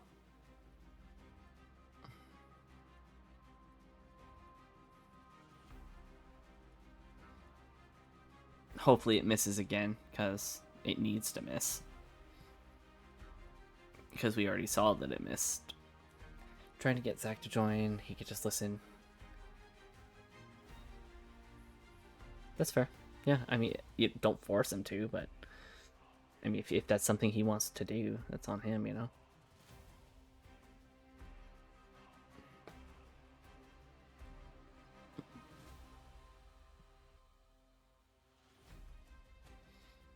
Okay, yep, nope. Rewrite.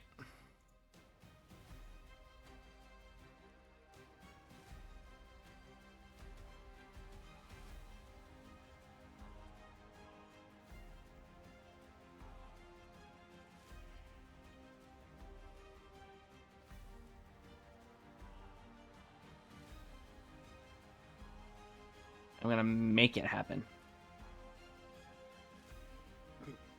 Because we already know it missed, so we have to make it miss now.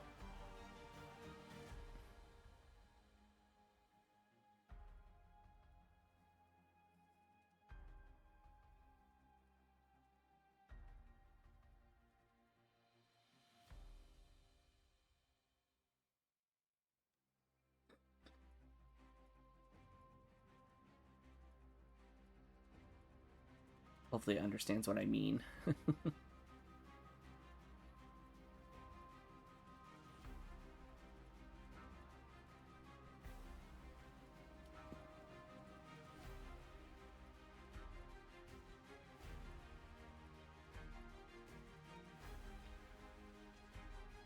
Yeah, it did. Good.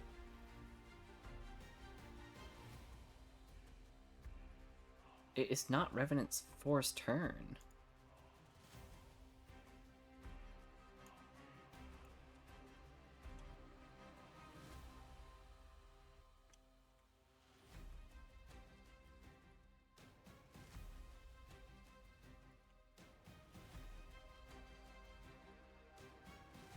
Don't mess with me. Come on. I know the order better than you do.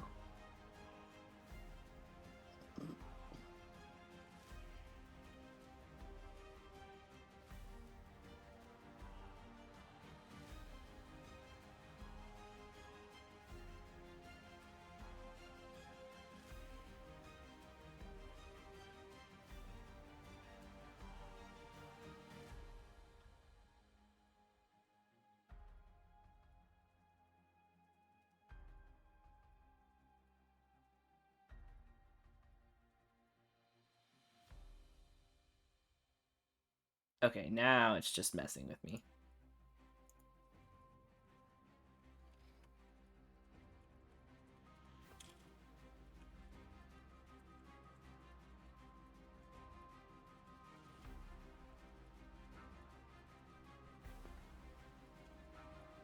Quit messing with me. Come on.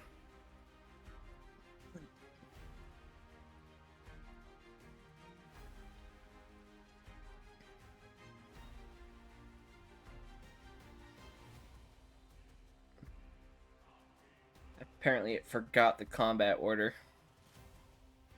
Frustrating. Come on. Get it right this time.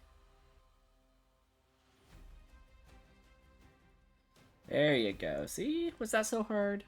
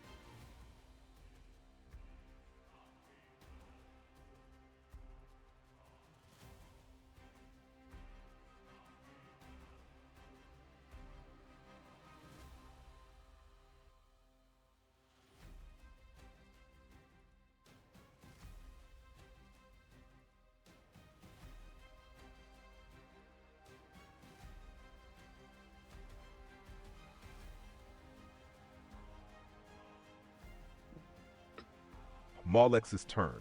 Taking cover behind debris, Maulex's sync core pulses faintly as he issues a sharp command through the neural link. Combat Drone 2. Focus fire on the restrained target. Maximize efficiency. The drone's optics flicker in response, its targeting system recalibrating for enhanced accuracy. Combat Drone 2's turn. Combat Drone 2 pivots smoothly, locking onto Revenant 4. Its weapon hums as it fires a controlled burst toward the thrashing, restrained creature. Miss. Attack roll. Despite Maulex's command, the Revenant's violent spasms cause the shots to miss, ricocheting off the twisted metal surrounding it. God dang Next it. turn, Eudora. Eudora still has her vines restraining Revenant 4, but the creature's stubborn resistance has allowed it to avoid final destruction. Does Eudora tighten the vines further, attempting another crushing attack?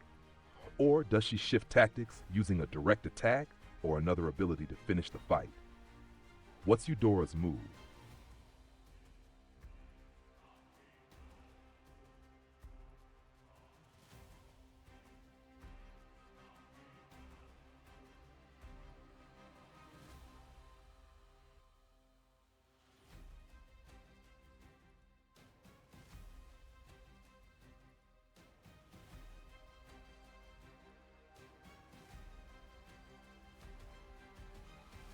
Oh my god, it's ridiculous. This is ridiculous. I'm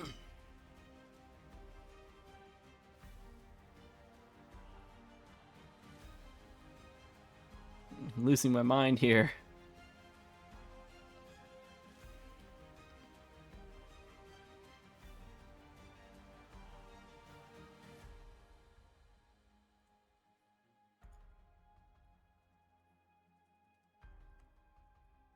Revenant 4's turn. With a final, desperate surge of corrupted energy, Revenant 4 lets out a piercing... Okay, sorry, hold on. Eudora's turn. With a fierce glare, Eudora clenches her fist, the vines tightening like iron coils around Revenant 4's battered, corrupted frame. The ground trembles slightly as she channels every ounce of her strength, attempting to crush the creature into oblivion. However, despite her effort, the thrashing revenant manages to twist just enough to resist the crushing force. Metal groans and vines strain, but no fatal damage is dealt. She missed. The creature lets out a distorted static-filled shriek with a... the creature lets out a distorted static-filled shriek of defiance, still barely clinging to life with Eudora's grasp. Revenant 4's turn. With a final, desperate surge of corrupted energy, Revenant 4 lets out a piercing, distorted shriek. Its cybernetic implants spark violently as it channels every remaining ounce of strength into one last attempt to break free. Escape roll 21, success. The vines around its body snap and tear, shredded by the Revenant's wild, convulsive thrashing. Black ichor sprays as metal I know, and right? tissue rip apart, but it doesn't stop. The creature forces itself upright, its movements glitchy and erratic, barely holding itself together. Its eyes glow with faint, dying red light, filled with nothing but rage and desperation. Next turn, Calypsy. Does Calypsy finish the job, charging in with her prototype energy blade? Or does she switch tactics, allowing someone else to strike while she repositions? What's Calypsy's move?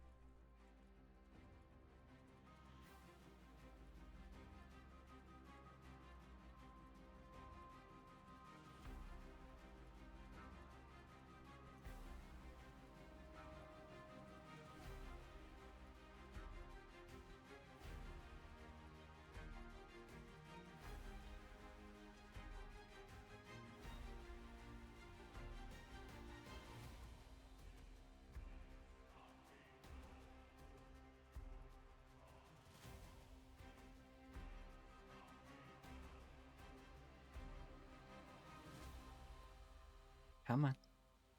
Come on. Feels like it's getting slower.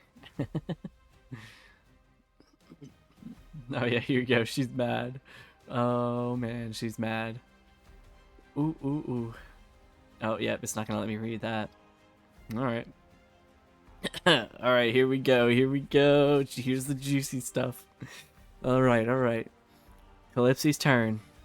Fueled by raw fury, Calypsy charges forward, her prototype energy blade blazing with searing blue light.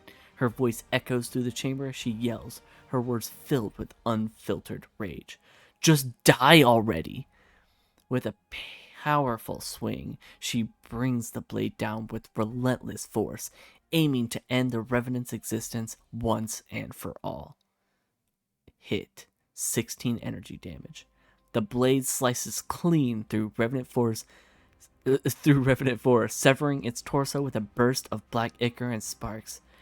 The creature lets out one final garbled scream, static mixed with something almost human, before collapsing into a twisted or a twitching heap of metal and corrupted flesh.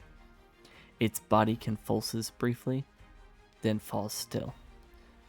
Combat over. The chamber falls into silence, broken only by the faint hum of Calypso's blade as she stands over the ruined remains of her foe, her chest heaving with adrenaline. The team gathers, catching their breath, surrounded by wreckage of corrupted spine constructs.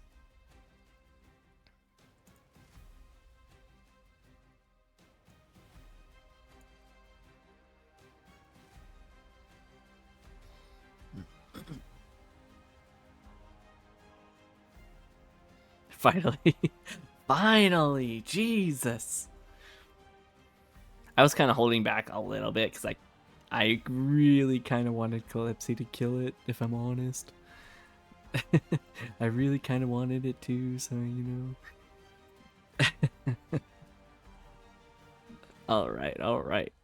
Here we go. Let's see.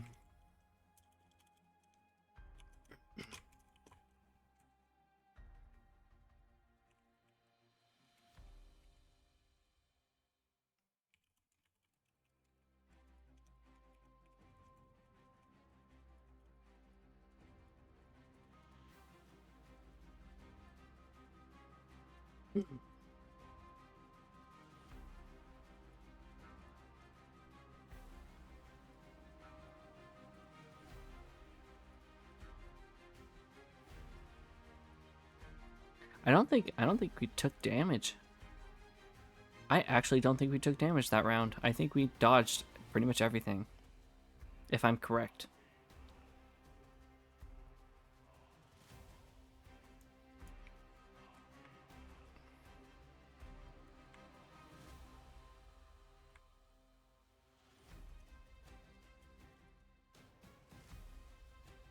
Come on.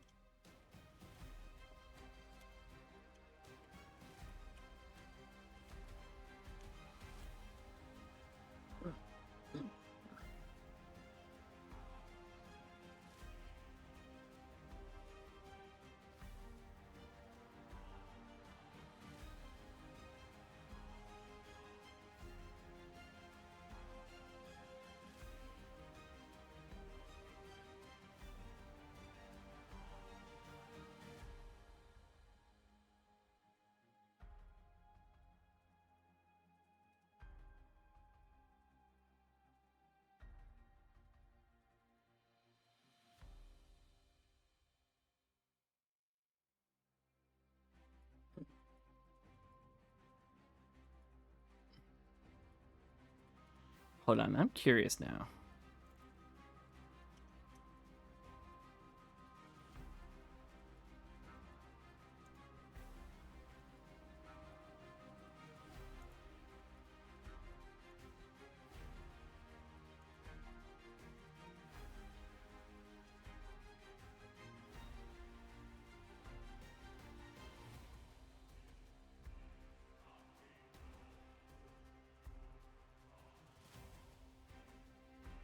Yeah, they didn't get hit, so they should be at full health. I think they didn't even get hit by the drones, did they? At the beginning?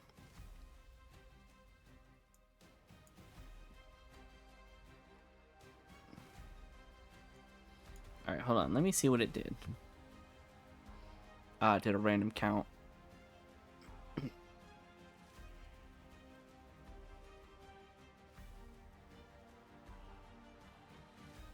Oh, it's just assuming that each member took some damage. I see. That doesn't help.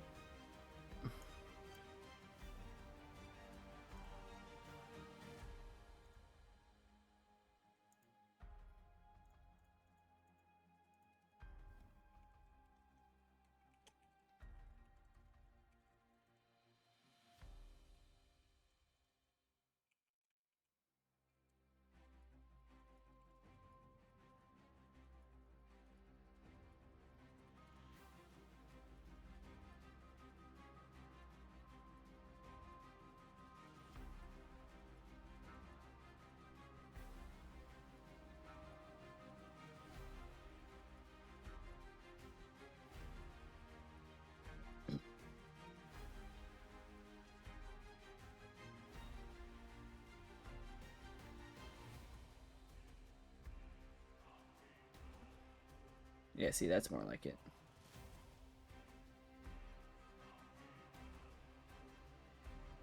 Yeah, if they did take damage, then I mean they could have just healed anyway, so it's not the big deal. Eudora could have healed them using her power, so it's not a big deal even if they were damaged. But yeah, no, I don't think they during that whole attack. I don't think they took any hits, which is incredible, honestly. I think preparing before the battle, knowing that they were coming, I think that was huge. I think that helped us out so much because we were prepared for them.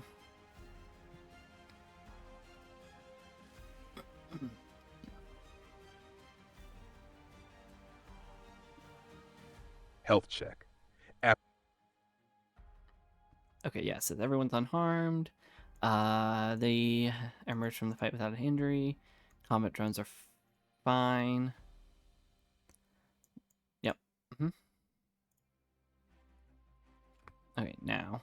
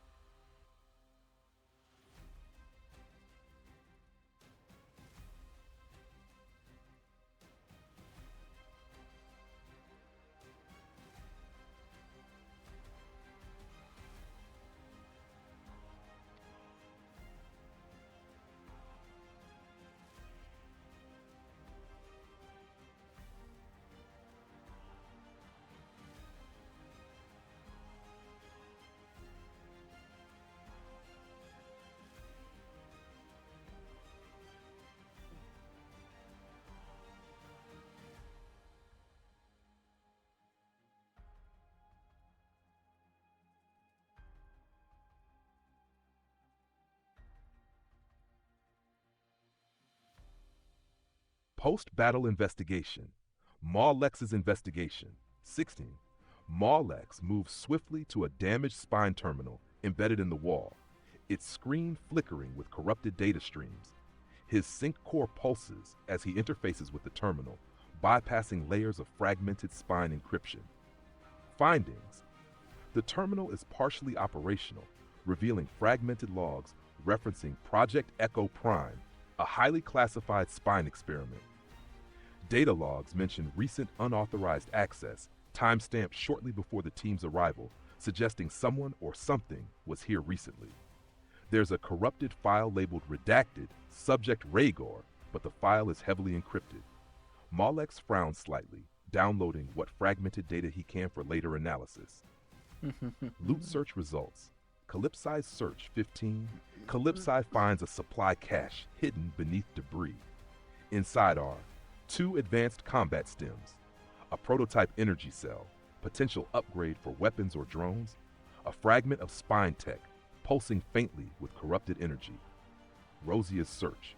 21 critical success. Rosia's sharp eyes catch something others would have missed, a hidden compartment within the wall sealed with biometric locks.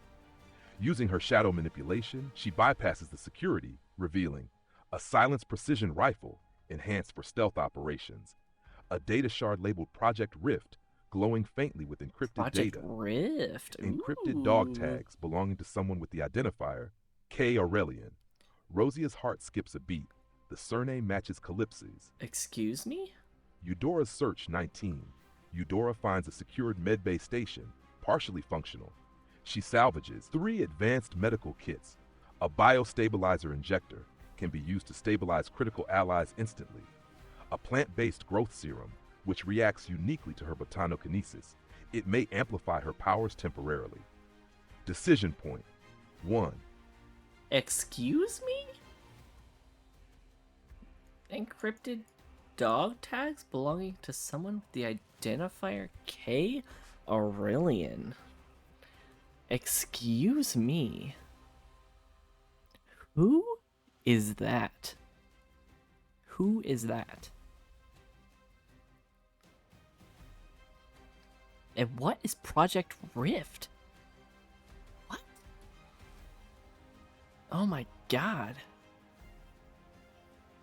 What is going on? We just found some crazy stuff.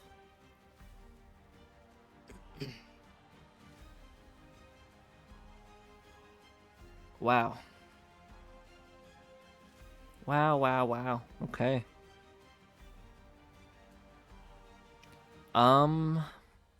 Shoot, what do I do here? Alright, I gotta distribute this loot.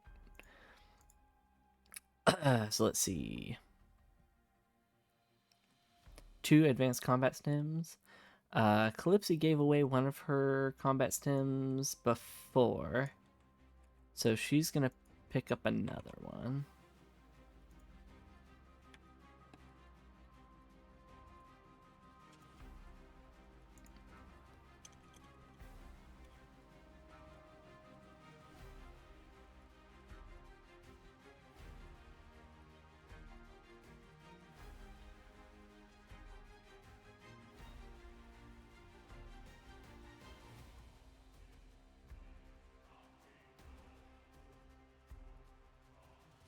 Who else should get a combat stem?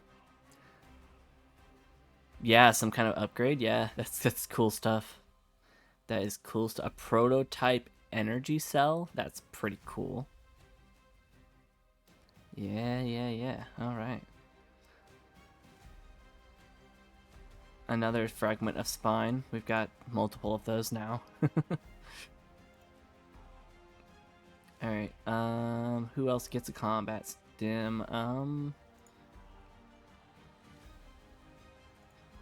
Rosie already has one. Sure, let's give one. Ooh, how about Molex? Do you have one? You do not have one, so Molex will get one too.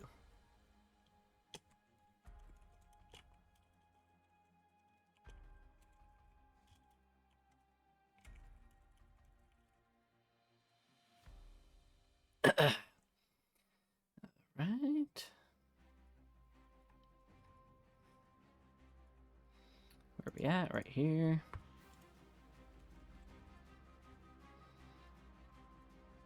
Right, that is off the list. Then we've got the prototype energy cell.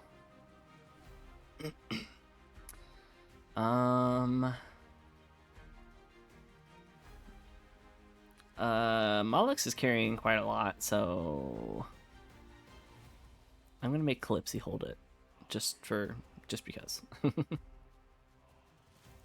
She's not holding too terrible amount of stuff. Like she has 3 things.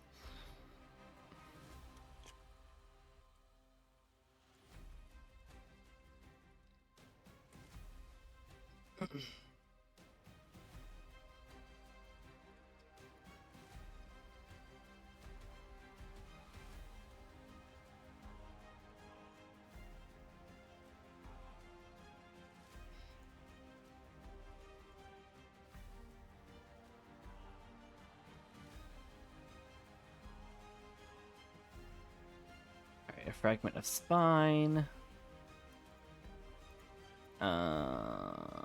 Anybody can carry that, really.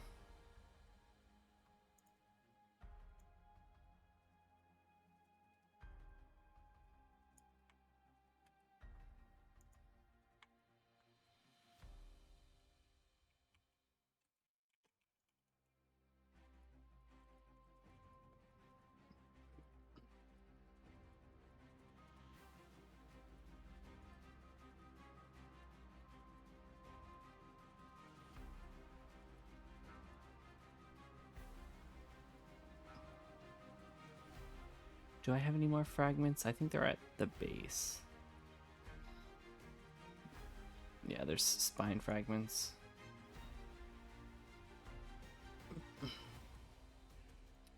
Silenced precision rifle. Who should get that?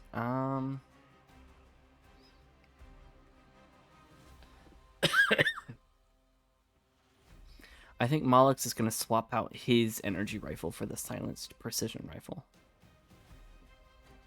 And then maybe give his rifle to Eudora, who only has an energy sidearm right now.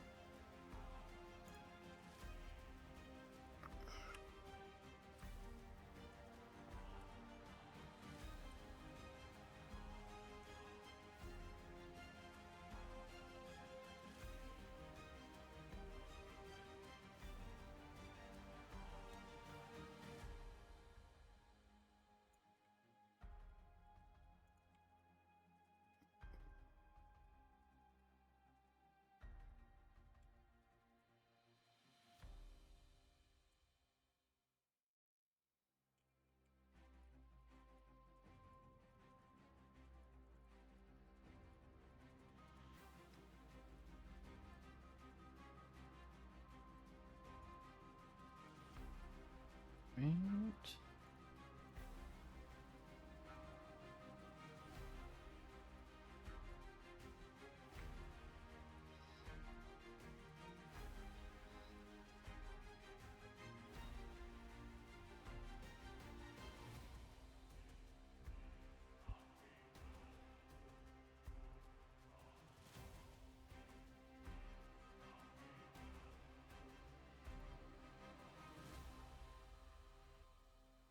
I'm going to say the energy sidearm is no longer equipped, but she still has it.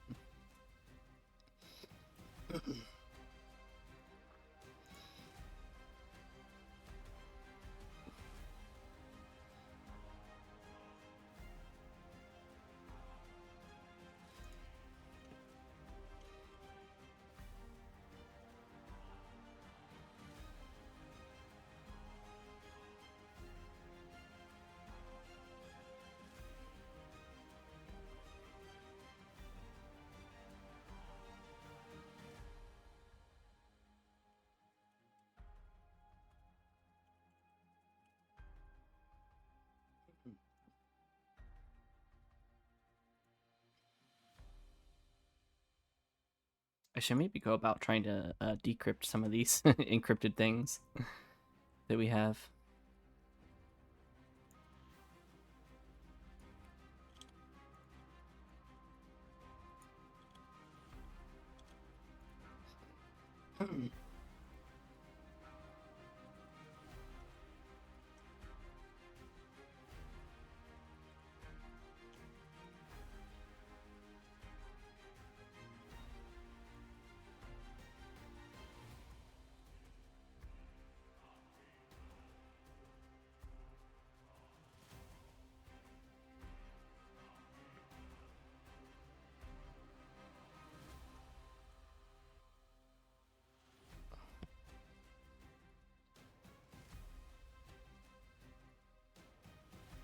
You were thinking Roja for the upgrade?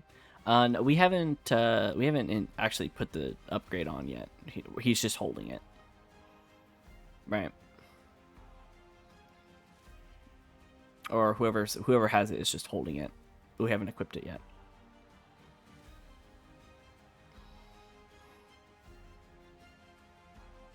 I think we would have to go back to base to actually use our workbench to actually upgrade our weapons.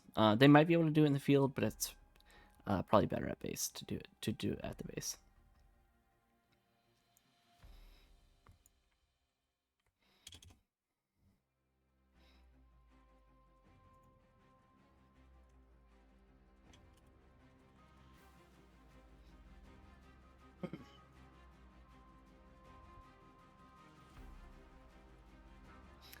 Three advanced medical kits. Let's see who doesn't have a medical kit. I mean, Eudora doesn't have one, but she's also the healer. She might as well have one just in case she really needs it.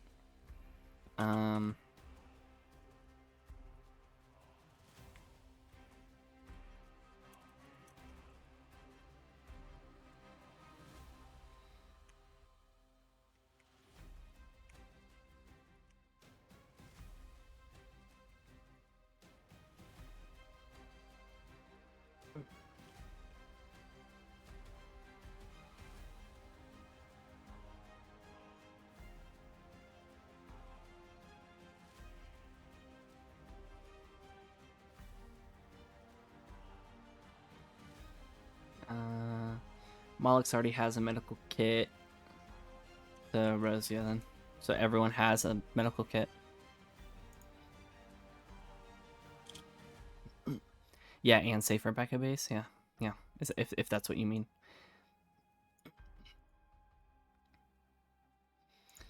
Okay.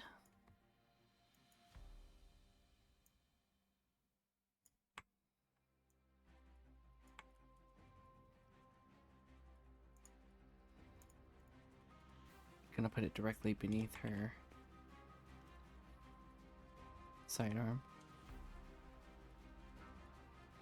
Eudora, Rosia, and Calypsy.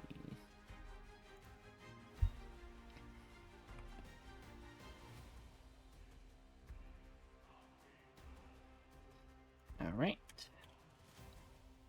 Biostabilizer injector. Whoa, that's intense. We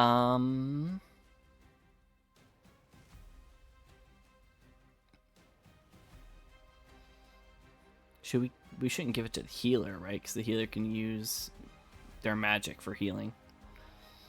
So Rosie is fast. Rosie is really fast. So maybe we should give it to her.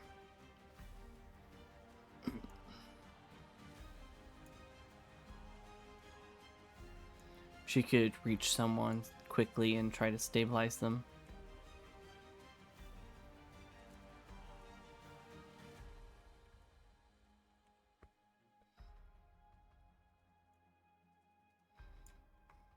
She can go through the shadows and get to someone quickly. Now she has an advanced medical kit, an experimental combat stem, and now she also has a biostabilizer injector. She's kitted out. Plant-based growth serum react uniquely to her. Okay. Obviously, we know who that goes to.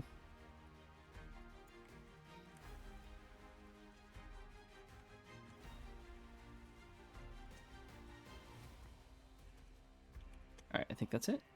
Right.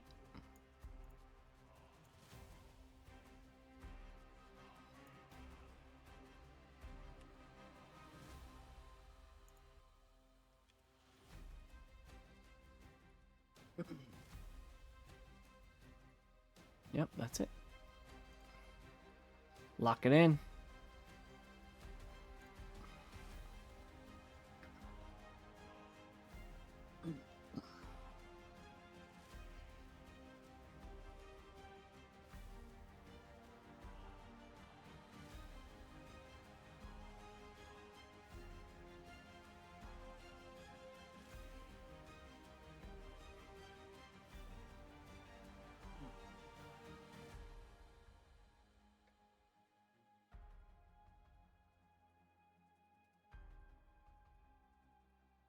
Oh yeah, I forgot he's gonna try to decrypt this. Very curious. Very curious. Who is K. Aurelian? Oh, it doesn't tell me? Come on.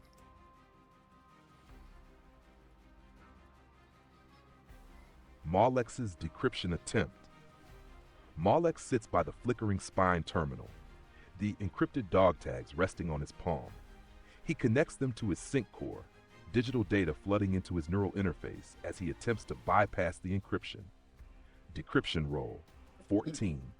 Decryption results. The encryption is complex, woven with layers of corrupted spine code. However, Malex manages to crack through part of it, revealing fragmented data. Name K. Aurelian, affiliation, Spine Experimental Division, Project Rift. Status, missing in action.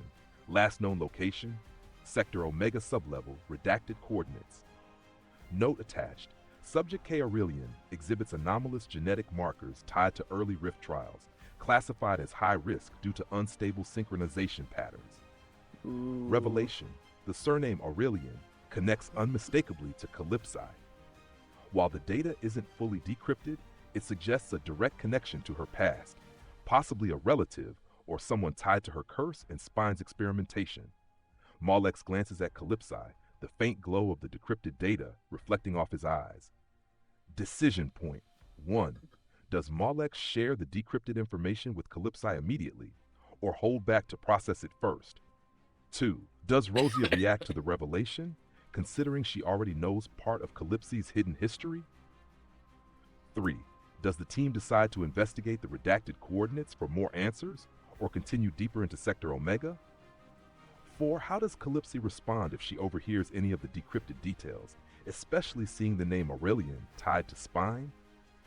Secrets are unraveling, and the past refuses to stay buried. What's the next move?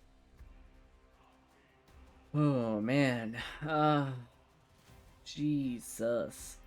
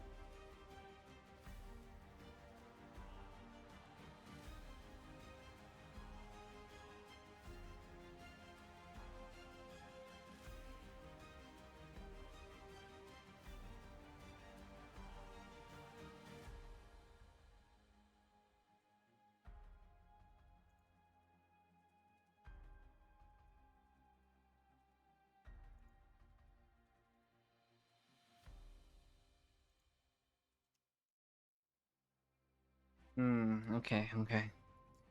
I'm trying to process this information. Project Rift keeps coming up.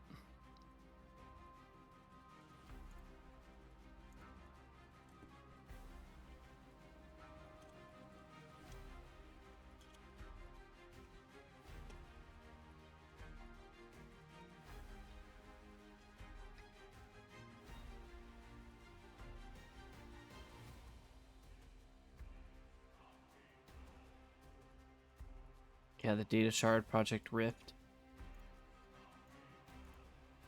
And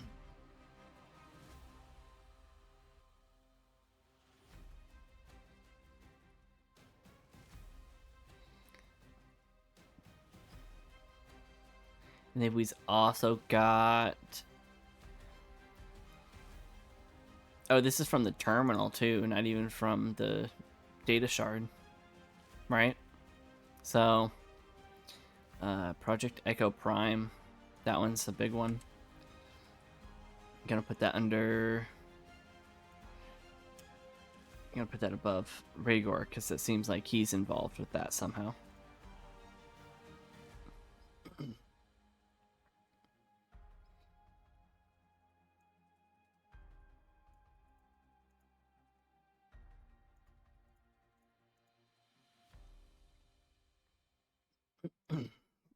Gotta write down some of this information or I'll forget. Data logs mention recent unauthorized access. Timestamp shortly before the team's arrival. Think Rhaegar is here, and he looks like he's a subject of Spine, as well as this K. Aurelian person. They're both involved with Spine somehow, specifically with Sector Omega. Possibly in the sub-levels.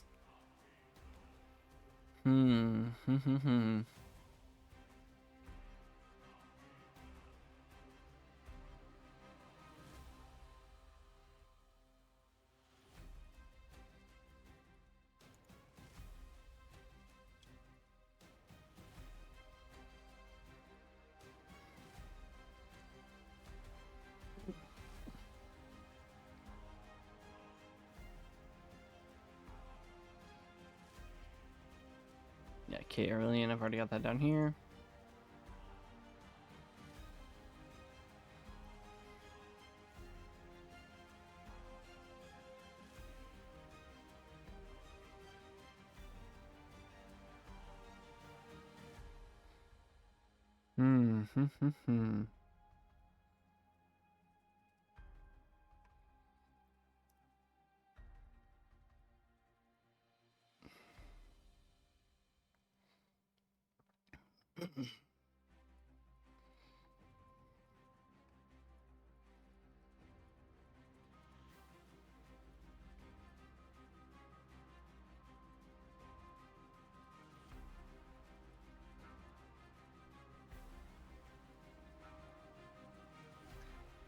All right.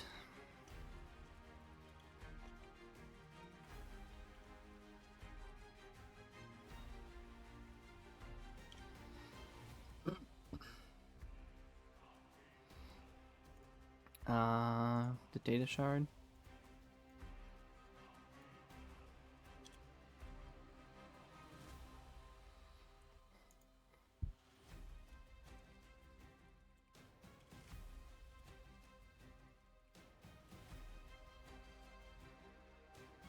Oh well, it's a data shard. I don't think it needs to be decrypted, right?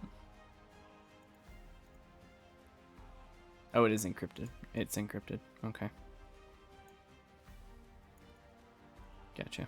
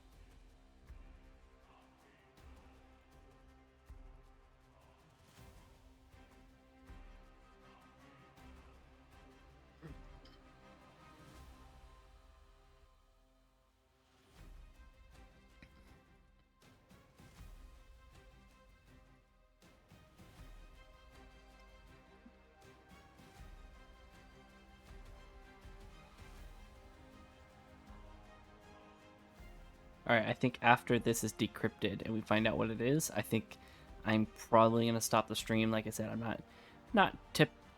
not feeling that well, so shorter stream than usual. But yeah, I think that after this battle and we're sorting out all this loot and stuff, figuring out more information. I think this is very important, and I think it's a good stopping point for now. And much more manageable to watch afterwards if somebody wants to watch it. I mean, 2 hours is better than the 7 hours of the last stream, so. Marlex's decryption of Project Rift data shard. Settling beside the dim glow of the corrupted spine terminal, Marlex inserts the Project Rift data shard into his interface port. His sync core pulses rapidly, streams of encrypted data flooding his neural link. He focuses, slicing through layers of Spine's advanced security protocols with precision. Decryption roll 23. Critical success. Marlex's mind surges with fragmented data, code unraveling faster than even he anticipated. He breaks through the final encryption layer, revealing classified Spine files hidden from the world for decades, decrypted data, Project Rift overview, project designation, Rift Reality Interface Field Technology, status, active underground operations. Primary objective, develop interdimensional interface technology to manipulate reality at both genetic and quantum levels. Experimentation on biological subjects to enhance adaptability through rift synchronization. Interdimensional integration with the spine technology. network Whoa. to create living conduits, entities capable of crossing between dimensions. We're getting interdimensional. Subject K. Aurelian. Genetic modifications. Enhanced neural pathways linked to spine prototypes. Status, Maya, presumed unstable. Notes. Subject exhibits anomalies connected to early synchronization failures. Risk of irreversible genetic drift. Cross-reference data. K. aurelian is genetically tied to a previous spine experiment labeled Aurelian strain. Connections to wolf-dragon hybrid lineage, direct implications toward Calypsi's genetic makeup. Disturbing discovery, an audio log plays automatically. Rhaegor's obsession with the Aurelian strain grows.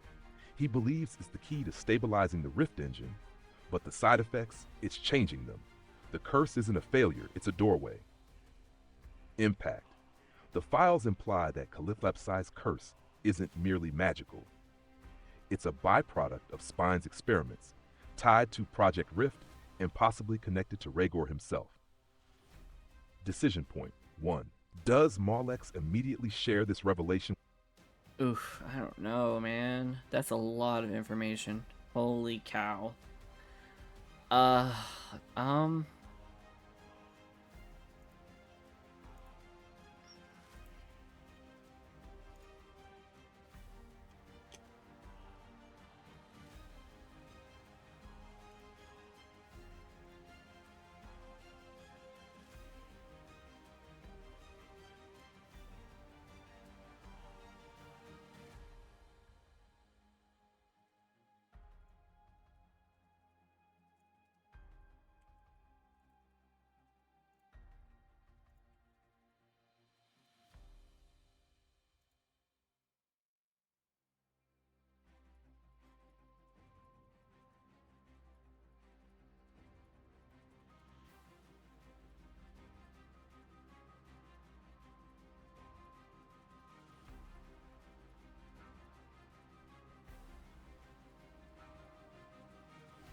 I mean, this is about both of them. Project Rift is about both Rhaegor and K. Aurelian. Both. They're both involved.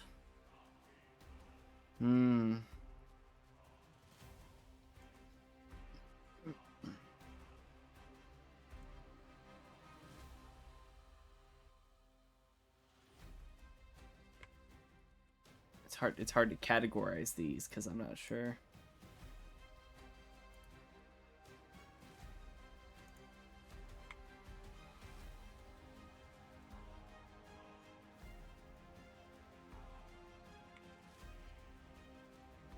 Oops.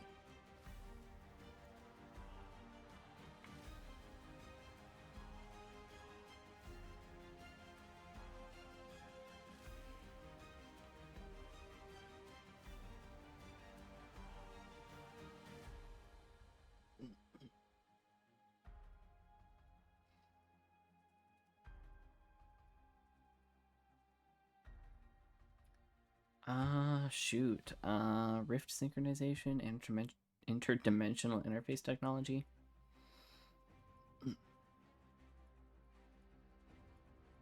Ooh, Rift is reality interface field technology. Nice.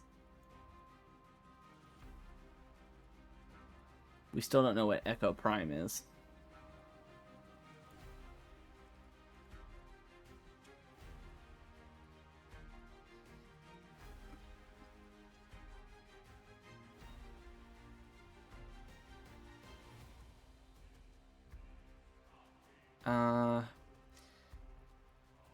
Let's see. What information is valuable? I don't know. All of it? All of it. Everything's important.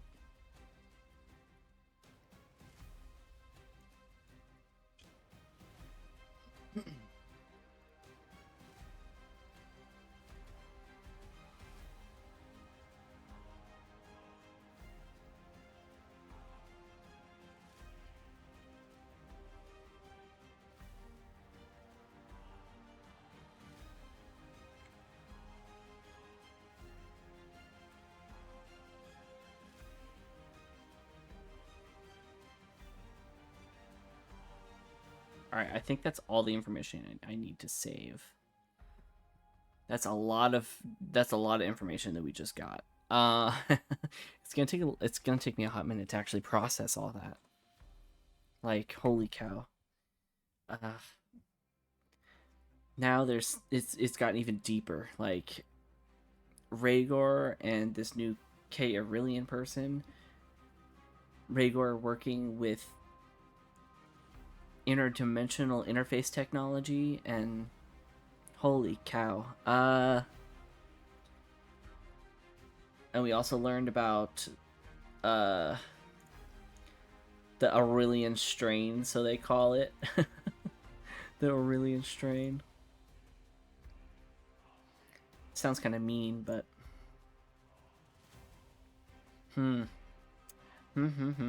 okay. Yep, so I think that's it. That's it for this episode. Yes, part 2 of chapter 2. So, yeah. Quick battle, a lot of new information, new data. I think it was a pretty successful run. So, yeah.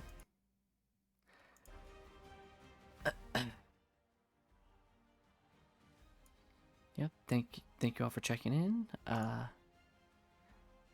Joining me on this adventure, and I will see you next time.